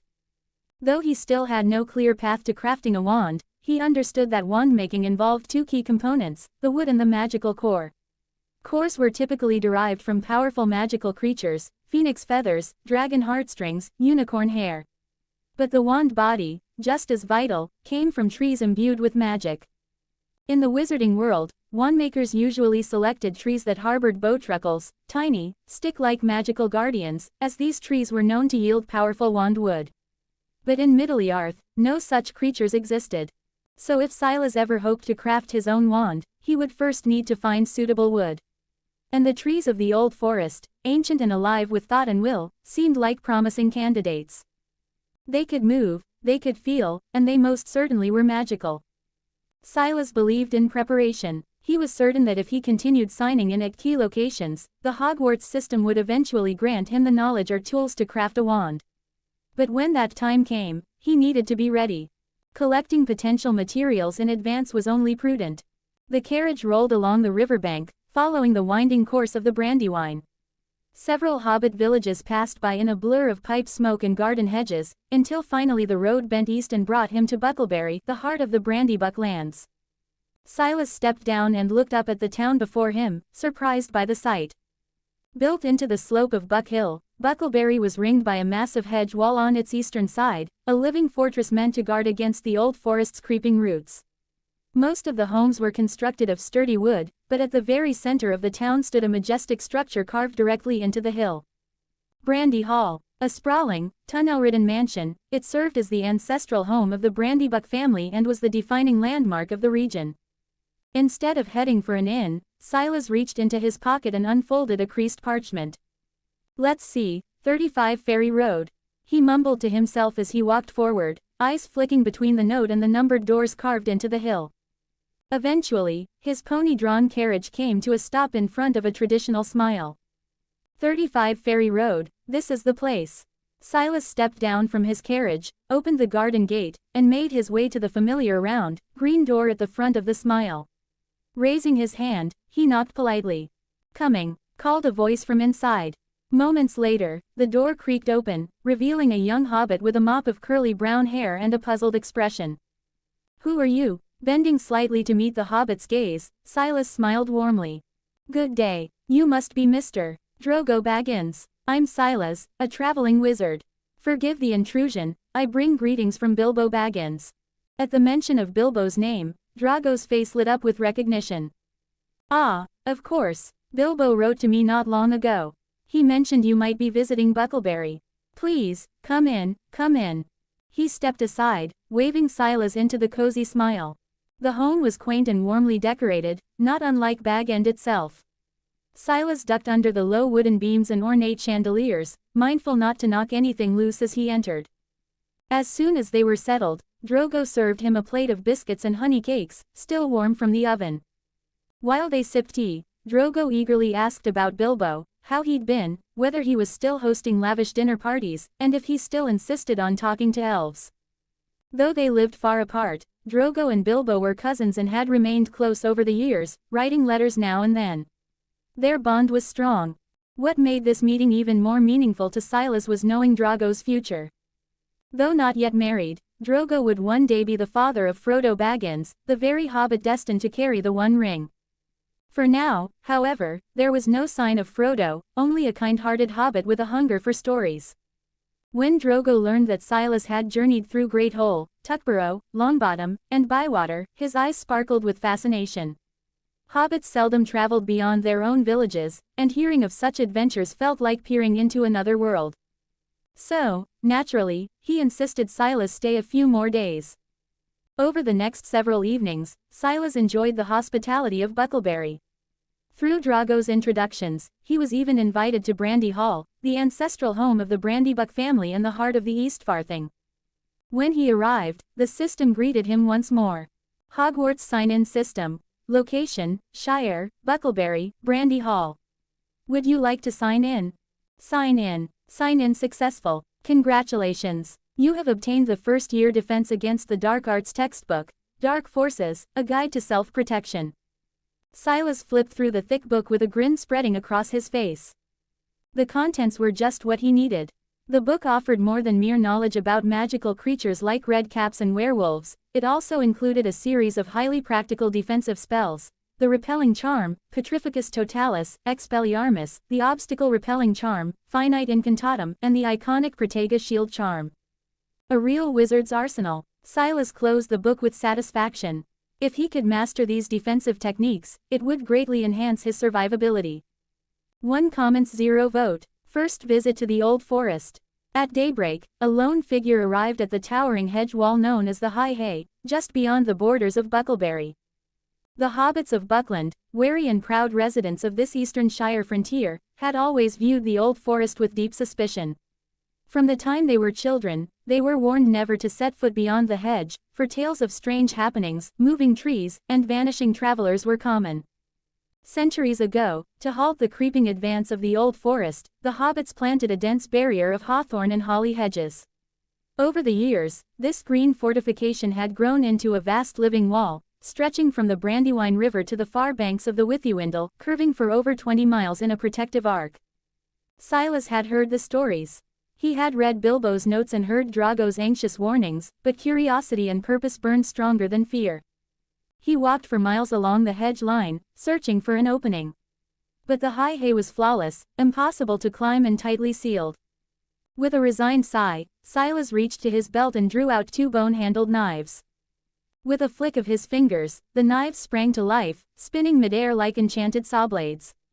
They flew forward, tearing into the thick hedge with controlled fury.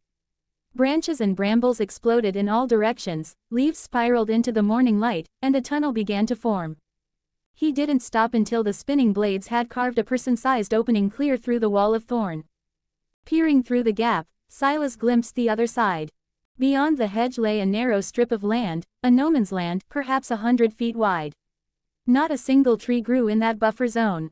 Only weeds and dry grass covered the scorched soil, as if even the old forest itself respected the invisible boundary. Silas stepped through, crunching across old ash and burned earth. Beneath his feet, he spotted blackened stumps and the charred skeletons of long-dead roots. The stories were true. The hobbits of Buckland had once waged war with the forest, using axe and flame to hold the trees at bay. And now, he crossed that line. The moment Silas stepped beneath the boughs of the old forest, the air changed. It grew heavy, oppressive, as though the very atmosphere pressed down on him. A chill slithered across his spine. Though there was no wind, the branches above rustled. It felt like being watched. No, he was being watched. He turned slowly, eyes scanning the dense canopy. His gaze met the gnarled trunks of ancient oaks and ash trees. Their branches twisted and curled like claws, and their bark looked like wrinkled skin. The forest murmured. He could hear it, low and distant, faint whispers, like trees gossiping behind his back. Outwardly, Silas kept calm, his expression betraying nothing.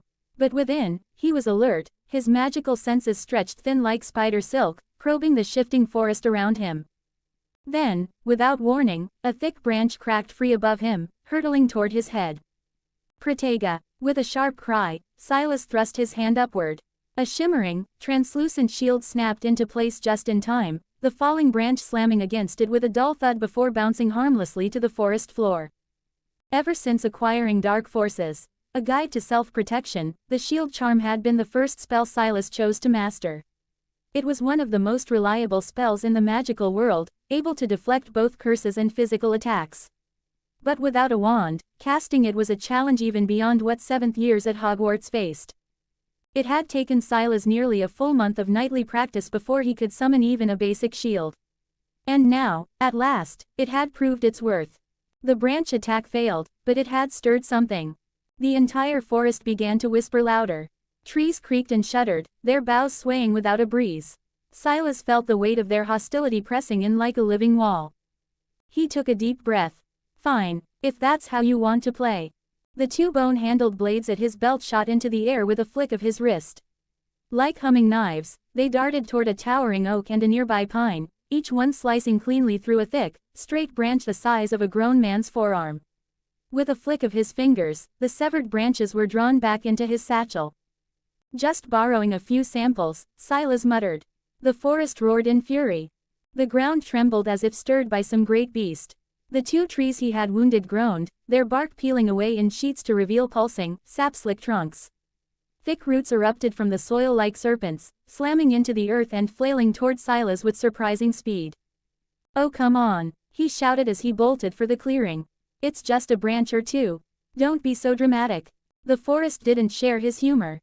Roots as thick as barrels crashed down behind him, tearing up moss and stone. Silas ran full tilt, the bone knives spinning in orbit around him, carving through the thinner roots with every pass.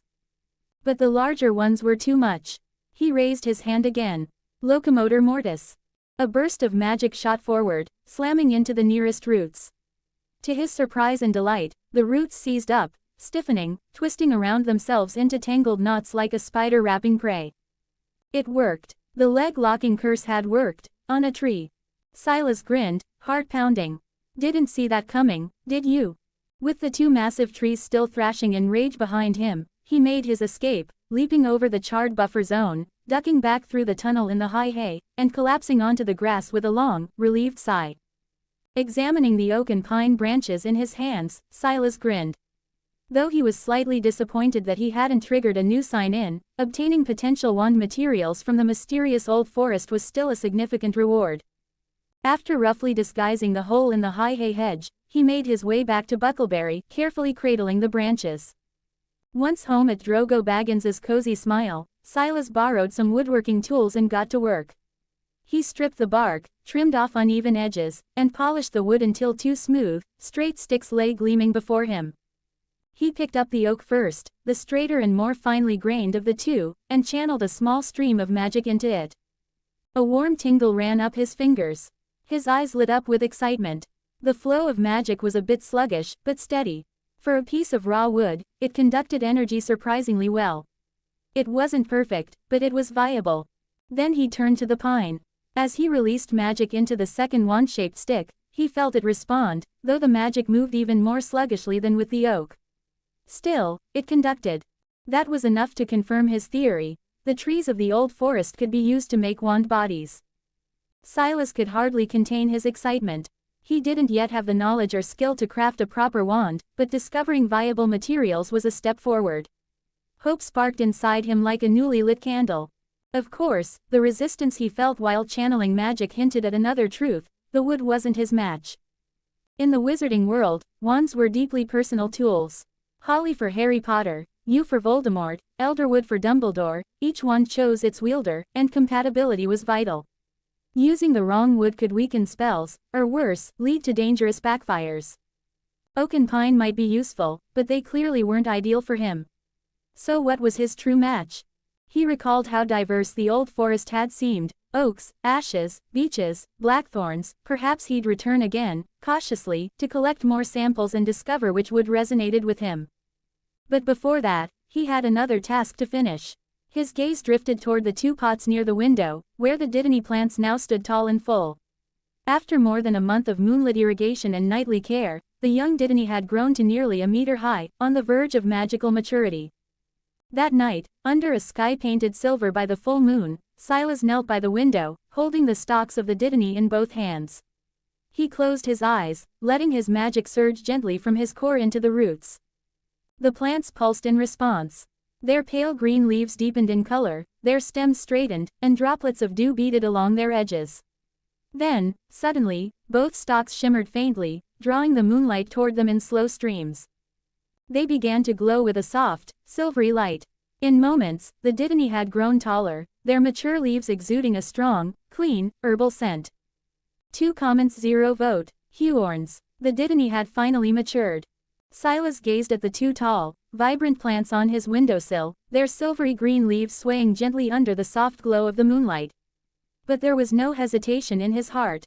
With a swift motion, he drew one of his bone cleavers and, with 2 clean strokes, cut both stalks at their base. He set a pot over a small fire, chopped the Dittany into small pieces, and tossed them into steam. A rich, earthy aroma began to rise. Once the herbs were fully softened, Silas strained the mixture through a cloth, separating the essence from the pulp. Then, he returned the strained juice to the pot, letting it simmer down slowly until most of the liquid evaporated. What remained was a thick, greenish salve coating the bottom of the pot, a shimmering paste, faintly glowing in the moonlight. This was Dittany extract, known in the magical world as one of the most potent healing potions available without a wand. It was simple to brew, required no cauldron stirring or wandwork, and yet its effects were remarkable. While it couldn't mend injuries caused by dark magic, it could heal cuts, burns, and bruises with astonishing speed. Silas carefully scooped the potion into 2 jars, one large, one small. The larger would remain in his satchel for emergencies. The smaller, he intended as a gift. He walked into the cozy sitting room and handed the smaller jar to Drogo Baggins. "For you," Silas said with a smile. "A little thank you for your generous hospitality."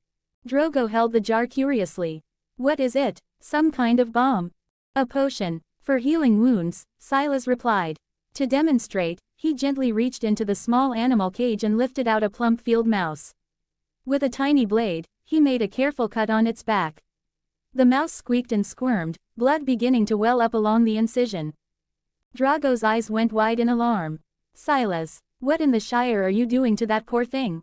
But before he could protest further, Silas dabbed a bit of the green ointment onto the wound. The bleeding stopped instantly. Within seconds, the wound sealed completely, leaving nothing but smooth, unbroken fur. The mouse twitched, blinked, then began grooming itself as if nothing had happened. Drogo stared, mouth agape. That's a miracle," he whispered, clutching the jar in both hands as though it might vanish. His brow furrowed with guilt. "I can't possibly accept this. This has to be worth a small fortune." But Silas simply laughed and shook his head. "Think nothing of it, truly. This potion is easy enough for me to make, and your kindness these past few days meant a great deal to me." He gently pushed the jar back into Drogo's hands. "Please, I insist." Drogo hesitated, then nodded, clearly touched. "Thank you, Silas." With a fresh stock of Dittany elixir in his satchel, Silas felt far more confident venturing into the old forest. Over the following weeks, he made frequent trips to its outskirts, never wandering too deep, always keeping an escape route in mind. He'd dart in, collect a few promising branches, and flee before the forest could retaliate. And retaliate it did. Each encounter became a test of wits and reflexes, but Silas relished it. His spellcasting sharpened noticeably. Every skirmish with an animated root or a lashing branch became a live training session. He practiced everything, from the shield charm and leg-locking curse to more obscure hexes from jinxes for the jinxed. Even the basic incantations from the standard book of spells, grade 1, felt more refined in his hands. Of course, it wasn't without cost. Branches bruised, roots tripped, and thorny vines scratched him more times than he could count. But with Dittany elixir close at hand, Silas never stayed down for long. To him, the old forest had become something like a personal training ground. He treated the trees like sparring partners in a beginner's village, never realizing that the forest itself had begun to hold a grudge. The more he returned, the more the trees whispered in their ancient tongue, rustling not with wind but with warning. Their roots spread and thickened beneath the moss. Their limbs grew restless. And they began to plan. 2 months passed in Bucklebury, longer than Silas had stayed anywhere outside of Bag End. But with his growing mastery of magic and a stack of harvested wand woods, he felt it was time to take the next step. He had gathered dozens of branches, ash, poplar, holly, redwood, cypress, and more. All of them channeled magic to varying degrees, but none resonated with him. Each one introduced a bit of resistance, a sluggishness that told him, this wand would never choose you. So now, it was time to go deeper. He packed provisions, strapped his blades to his belt, and bid farewell to Drogo Baggins. I may be gone for a few days, Silas said. With that, he slipped through the secret passage in the hedge and entered the forest once more. But something was different. Silas stopped just beyond the tree line and narrowed his eyes. The air was still, unnaturally so. The usual rustling of leaves, the distant creak of ancient limbs, even the faint whisper of wind, all had vanished. It was silent. No low groans of shifting roots, no angry swaying of limbs. The trees, which had once greeted him with hostility, now loomed quietly, watching.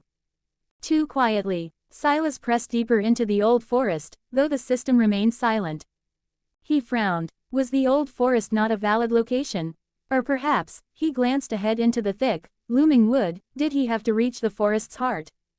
Pushing forward, he kept his hand loose and ready, every step echoing faintly against the mossy forest floor. The deeper he went, the more twisted the trees became. Their gnarled branches arched above him like the crooked backs of ancient beasts. Then, without warning, a narrow path opened up before him. It hadn't been there a moment ago.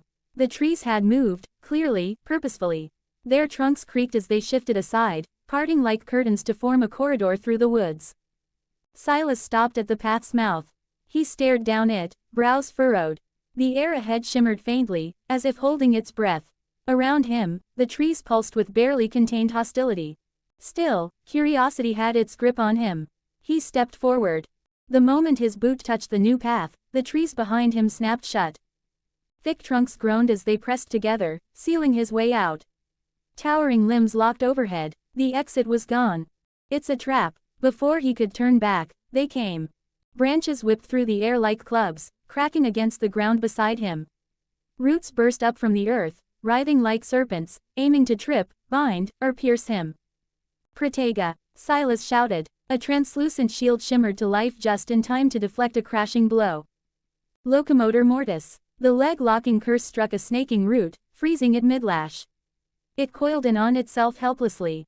Petrificus totalis. A sweeping pine branch froze in midair, locked stiff like a statue. Silas moved quickly, weaving through the chaos with calm precision. He had dueled the trees of the old forest many times before, and their tactics were no longer unfamiliar. They favored ambushes and overwhelming numbers, but they weren't subtle, nor particularly fast. His spells flew effortlessly now, more refined than when he first arrived. And as he pushed forward, he made sure to collect branches from any new species of tree that crossed his path. But what gradually unsettled Silas was how the trees began to press in from every side. More and more of them shuffled into position, blocking every path of retreat. The only route left was the narrow one that led deeper into the old forest, toward its mysterious heart. Silas narrowed his eyes. It was no accident. The forest was guiding him, funneling him like prey. The sudden appearance of the path, the calculated retreat of the trees, it was all part of a trap meant to corral him into the heart of the woods. Most would have turned back in fear. But Silas already had an idea of what lay at the center. He moved forward without hesitation. Behind him, the trees slowly crept back into place, sealing the forest corridor shut. Within moments, the path he had taken vanished behind a wall of bark and leaf, as if it had never been there at all. He pressed on, weaving between gnarled trunks and dodging creeping roots. The relentless pursuit of the forest drove him forward, until dusk fell over the land like a velvet curtain. The mist thickened, the trees closed in tighter. Even the moonlight, faint as it was, could no longer pierce the dense canopy overhead. Silas raised his hand and whispered, "Lumos." The tip of his hand lit up, casting a silver glow around his feet and revealing the forest path, just enough to keep going without stumbling. His breath came heavy, leaves brushed against his cloak like grasping fingers. But at last, the trees began to thin. He broke through the tree line and stepped into a strange, open hollow. The change was jarring. No towering trees loomed here. Instead, low shrubs covered the earth, and soft grass stretched across a wide valley. A gentle stream wound its way through the clearing, glittering faintly in the light. And there, beside the stream, stood a willow. But not just any willow. The ancient tree loomed like a sleeping titan. Its bark was silver gray, thick with age, and the vast crown of branches spread in every direction like reaching arms. The trunk twisted unnaturally, its surface split with deep, jagged cracks that resembled a gaping, mocking grin. As the wind stirred its limbs, the tree groaned. 2 comments 0 vote. Wand making. As soon as Silas stepped into the clearing, his eyes locked warily on the gnarled giant at the valley's heart. The old willow. He had suspected it all along. The relentless ambushes, the lashing branches, the relentless herding deeper into the woods, it had all been to lead him here. To this tree. A Huorn. Unlike the Ents who spoke and walked and herded sheep in the tales of old, Huorns were something far darker. They were trees that had teetered too far toward sentience, more wild than wise. Some still lingered on the edge of consciousness, slow to act but prone to aggression. Others, like this one, had fully awakened with age, and grown bitter, ancient, and malicious. And this one was ancient beyond reckoning. Its roots ran deeper than the forest itself. Its bark was gnarled and twisted like dragonhide, and its massive trunk bore a gaping, jagged split, like a mouth, wide and grinning. Without realizing it, Silas swayed on his feet. A sound had begun to creep into his mind, a lullaby, soft as breath, carried by the breeze. Gentle, comforting, enchanting. His thoughts slowed, his limbs grew heavy, his eyes began to glaze over as the forest's edge fell away behind him, and he drifted forward like a moth to fire. The old willow tree waited patiently. Its yawning crack widened, a terrible smile carved in wood. The soft hum of leaves wove a song not meant to comfort, but to consume. Silas walked straight toward it, his boots crunching through leaves, his arms limp at his sides. Just a few more steps. Then, like lightning through fog, a chime echoed through his mind. Hogwarts sign-in system. Location, Old Forest. Sign-in available. Proceed. The system's voice shattered the trance in an instant. Silas blinked sharply. His heart pounded. His hand moved on instinct. Petrificus totalis. The spell flew from his fingertips like a streak of white fire, striking the old willow squarely in the trunk. With a groan of splintering bark, the Huorn froze, its branches halting midlurch, and the haunting song stopped. Silas exhaled, only to inhale again in panic. The spell had stunned the monster, but not for long. With an angry creak, the old willow flexed. Its branches writhed like serpents, snapping free from the paralysis as though the spell had never touched it. Then came the strike. One of its titanic limbs swung toward him like a battering ram. Protega. The shield charm sprang to life just in time, a glowing dome forming between Silas and the monstrous branch. The impact shook him to the core, a thunderclap of force rippling through the shield. He staggered back, barely holding the spell. That didn't work. It barely slowed it. As the branch reared back for another blow, Silas's eyes darted downward, toward the base of the willow. The forest floor was thick with fallen leaves, unnaturally thick. His gaze sharpened. Incendio. A burst of flame erupted from Silas's hand, streaking through the air and striking the thick mat of fallen leaves beneath the old willow. The result was instant. The dry undergrowth caught fire with a loud whoosh, orange flames curling hungrily around the base of the ancient Huorn. The blaze licked up its gnarled bark, climbing toward its sweeping limbs. Even a creature as old and malicious as this willow was still wood, and fire was its mortal enemy. The giant tree let out a deafening creak, swaying violently. The haunting lullaby stopped at once. Its branches flailed wildly, no longer aiming at Silas, but swatting at the flames, desperate to beat them down. The air filled with crackling heat and a thick, acrid smoke as burning leaves rose into the sky. Silas didn't hesitate. With a flick of his wrist, one of his bone cleavers flew from his belt like a silver flash, slicing clean through one of the willow's thick branches. It hit the ground with a thud, and the knife returned to him in the same motion, carrying a section of willowwood with it. Got it. He spun on his heel and ran.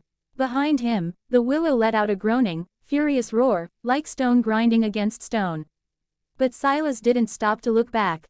He darted downstream, following the Willow River as it wound its way toward the Brandywine. The forest behind him was alive with anger. The old willow thrashed, its cries echoing through the trees. But Silas knew better than to turn around. He'd escaped by the skin of his teeth, and the wrath of a Huorn was not something one lingered near. He ran fast, weaving through brambles and hopping over roots, until the sounds of pursuit faded into the background hum of the forest. The Willow River flowed into the Brandywine just past the edges of Buckland. It wasn't the most direct route back to Bucklebury, but returning through the old forest was no longer an option. Still, before retracing his steps, Silas slowed to a stop near the riverbank. There was something far more important he needed to do first. He took a deep breath, steadied his thoughts, and whispered, "System, sign me in. Hogwarts sign-in system. Sign-in successful. Reward, Ollivander's wand-making craft." The moment the message appeared, knowledge flooded his mind like a crashing wave. Centuries of wand lore, techniques perfected by the Ollivander family, details on wood resonance, wand cores, pairing compatibility, carving rituals, it all downloaded into his consciousness in an instant. Silas staggered slightly, eyes wide. Whoa, he blinked, then broke into a wide grin. This wasn't just a reward. It was the reward. With this, he didn't need to find some ancient wandmaker, or wait for a wand to choose him. He could make his own. A wand forged with his own hand, shaped from wood he trusted, fitted with a core he'd choose. A wand that would be loyal only to him. Without a wand, casting high-level or destructive spells was like trying to duel with bare hands. It wasn't impossible, but it was reckless.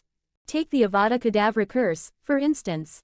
Silas had studied its theory, memorized its intricacies, and longed to try it. But without a wand to focus the magic, the deadly curse was just as likely to backfire, and he'd be the first to fall. So yes, a wand wasn't just a tool. It was a lifeline. Still gripping the precious willowwood, Silas had expected the trees along the Willow River to lash out, trying to block his escape. But to his surprise, they stood still and silent, as if the entire forest had sighed and given up the chase. He didn't linger to question it. Following the current, he reached the river's mouth where it joined the Brandywine. From there, he turned northward, trekking upstream under the early light of dawn. By the time he finally arrived at Bucklebury, the sun was peeking over the hills and painting the fields gold. Drogo Baggins, who had just stepped outside with a plate of breakfast scones, nearly dropped them at the sight of him. Merciful Shire. Silas, what happened to you? Drogo's voice cracked in alarm as he took in the dirt-smudged cloak, tangled hair, and scraped boots. I took a stroll through the old forest, Silas said casually, slumping into the nearest armchair as though he hadn't just dodged death all night. Ended up trading spells with a bunch of angry trees. You what? Drogo yelped, clutching the scone plate like a shield. You actually went into the old forest? Alone? His voice rose with every word. In Buckland, especially in the Brandy Hall region, the old forest was practically a legend of doom. Hobbits didn't go near it. Ever. No one comes back from there. Except maybe to haunt the place. Silas chuckled, pulling off one of his boots and emptying a clump of moss from inside. I figured it was safer not to tell you in advance. Didn't want you talking me out of it. Drogo, still pale, hurried over to check him for injuries. Are you sure you're not missing any parts? Fingers, ears, your soul. I'm fine, Silas grinned.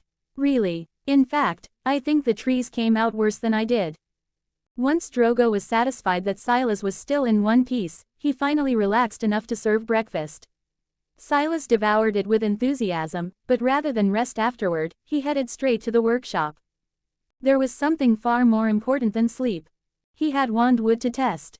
The bundle of branches he'd brought back was impressive, more than a dozen varieties. Chestnut, alder, laurel, elm, and most important of all, a branch from the old willow tree. He began the compatibility tests one by one, trying to channel his magic through each wood. Some responded decently, most resisted. There was always a degree of sluggishness, a stutter in the current that told him, this isn't the one. Until he reached the willow branch. The moment Silas touched it and let his magic flow through, his breath caught. The response was immediate. The magic coursed through the willow wood like water in a stream, smooth, swift, and vibrant. No resistance, no delay.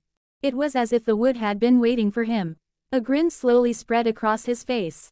Finally, he whispered, I found it. This was it, the wand body. Now all he needed was the right core, something that resonated as deeply as the woo, and he could forge a wand that was truly his. It was nothing short of serendipity. According to the newly absorbed knowledge from Ollivander's wand-making craft, choosing wandwood wasn't just about its magical properties. Timing mattered greatly. To achieve peak performance, the wood had to be harvested at midnight under a full moon, a detail most wandmakers overlooked, but one the Ollivanders had followed for generations. It was one of the reasons their wands were revered across the wizarding world. And as fate would have it, last night had been a full moon. Which meant the willow branch Silas had risked his life to retrieve was not only compatible with him, it had been gathered under the exact conditions required for crafting a truly exceptional wand. No return trip to face the old willow tree was necessary. The branch was nearly a meter long, sturdy and beautifully veined, more than enough to craft multiple wands. Back in the workshop, Silas placed it gently on the table and measured it with practiced hands. Then, with a flick of his blade, he divided the wood into 3 equal sections. He picked up one piece and held it in his palm. The moment he touched it, his mind sparked. A clear image took shape, the wand's ideal form. Its length, its curvature, even the angle at which it should be tapered. He didn't need to guess. He simply knew. This intuitive connection, the ability to envision a wand's ideal form the moment he touched the wood, was the gift bestowed upon him by Ollivander's wand-making craft.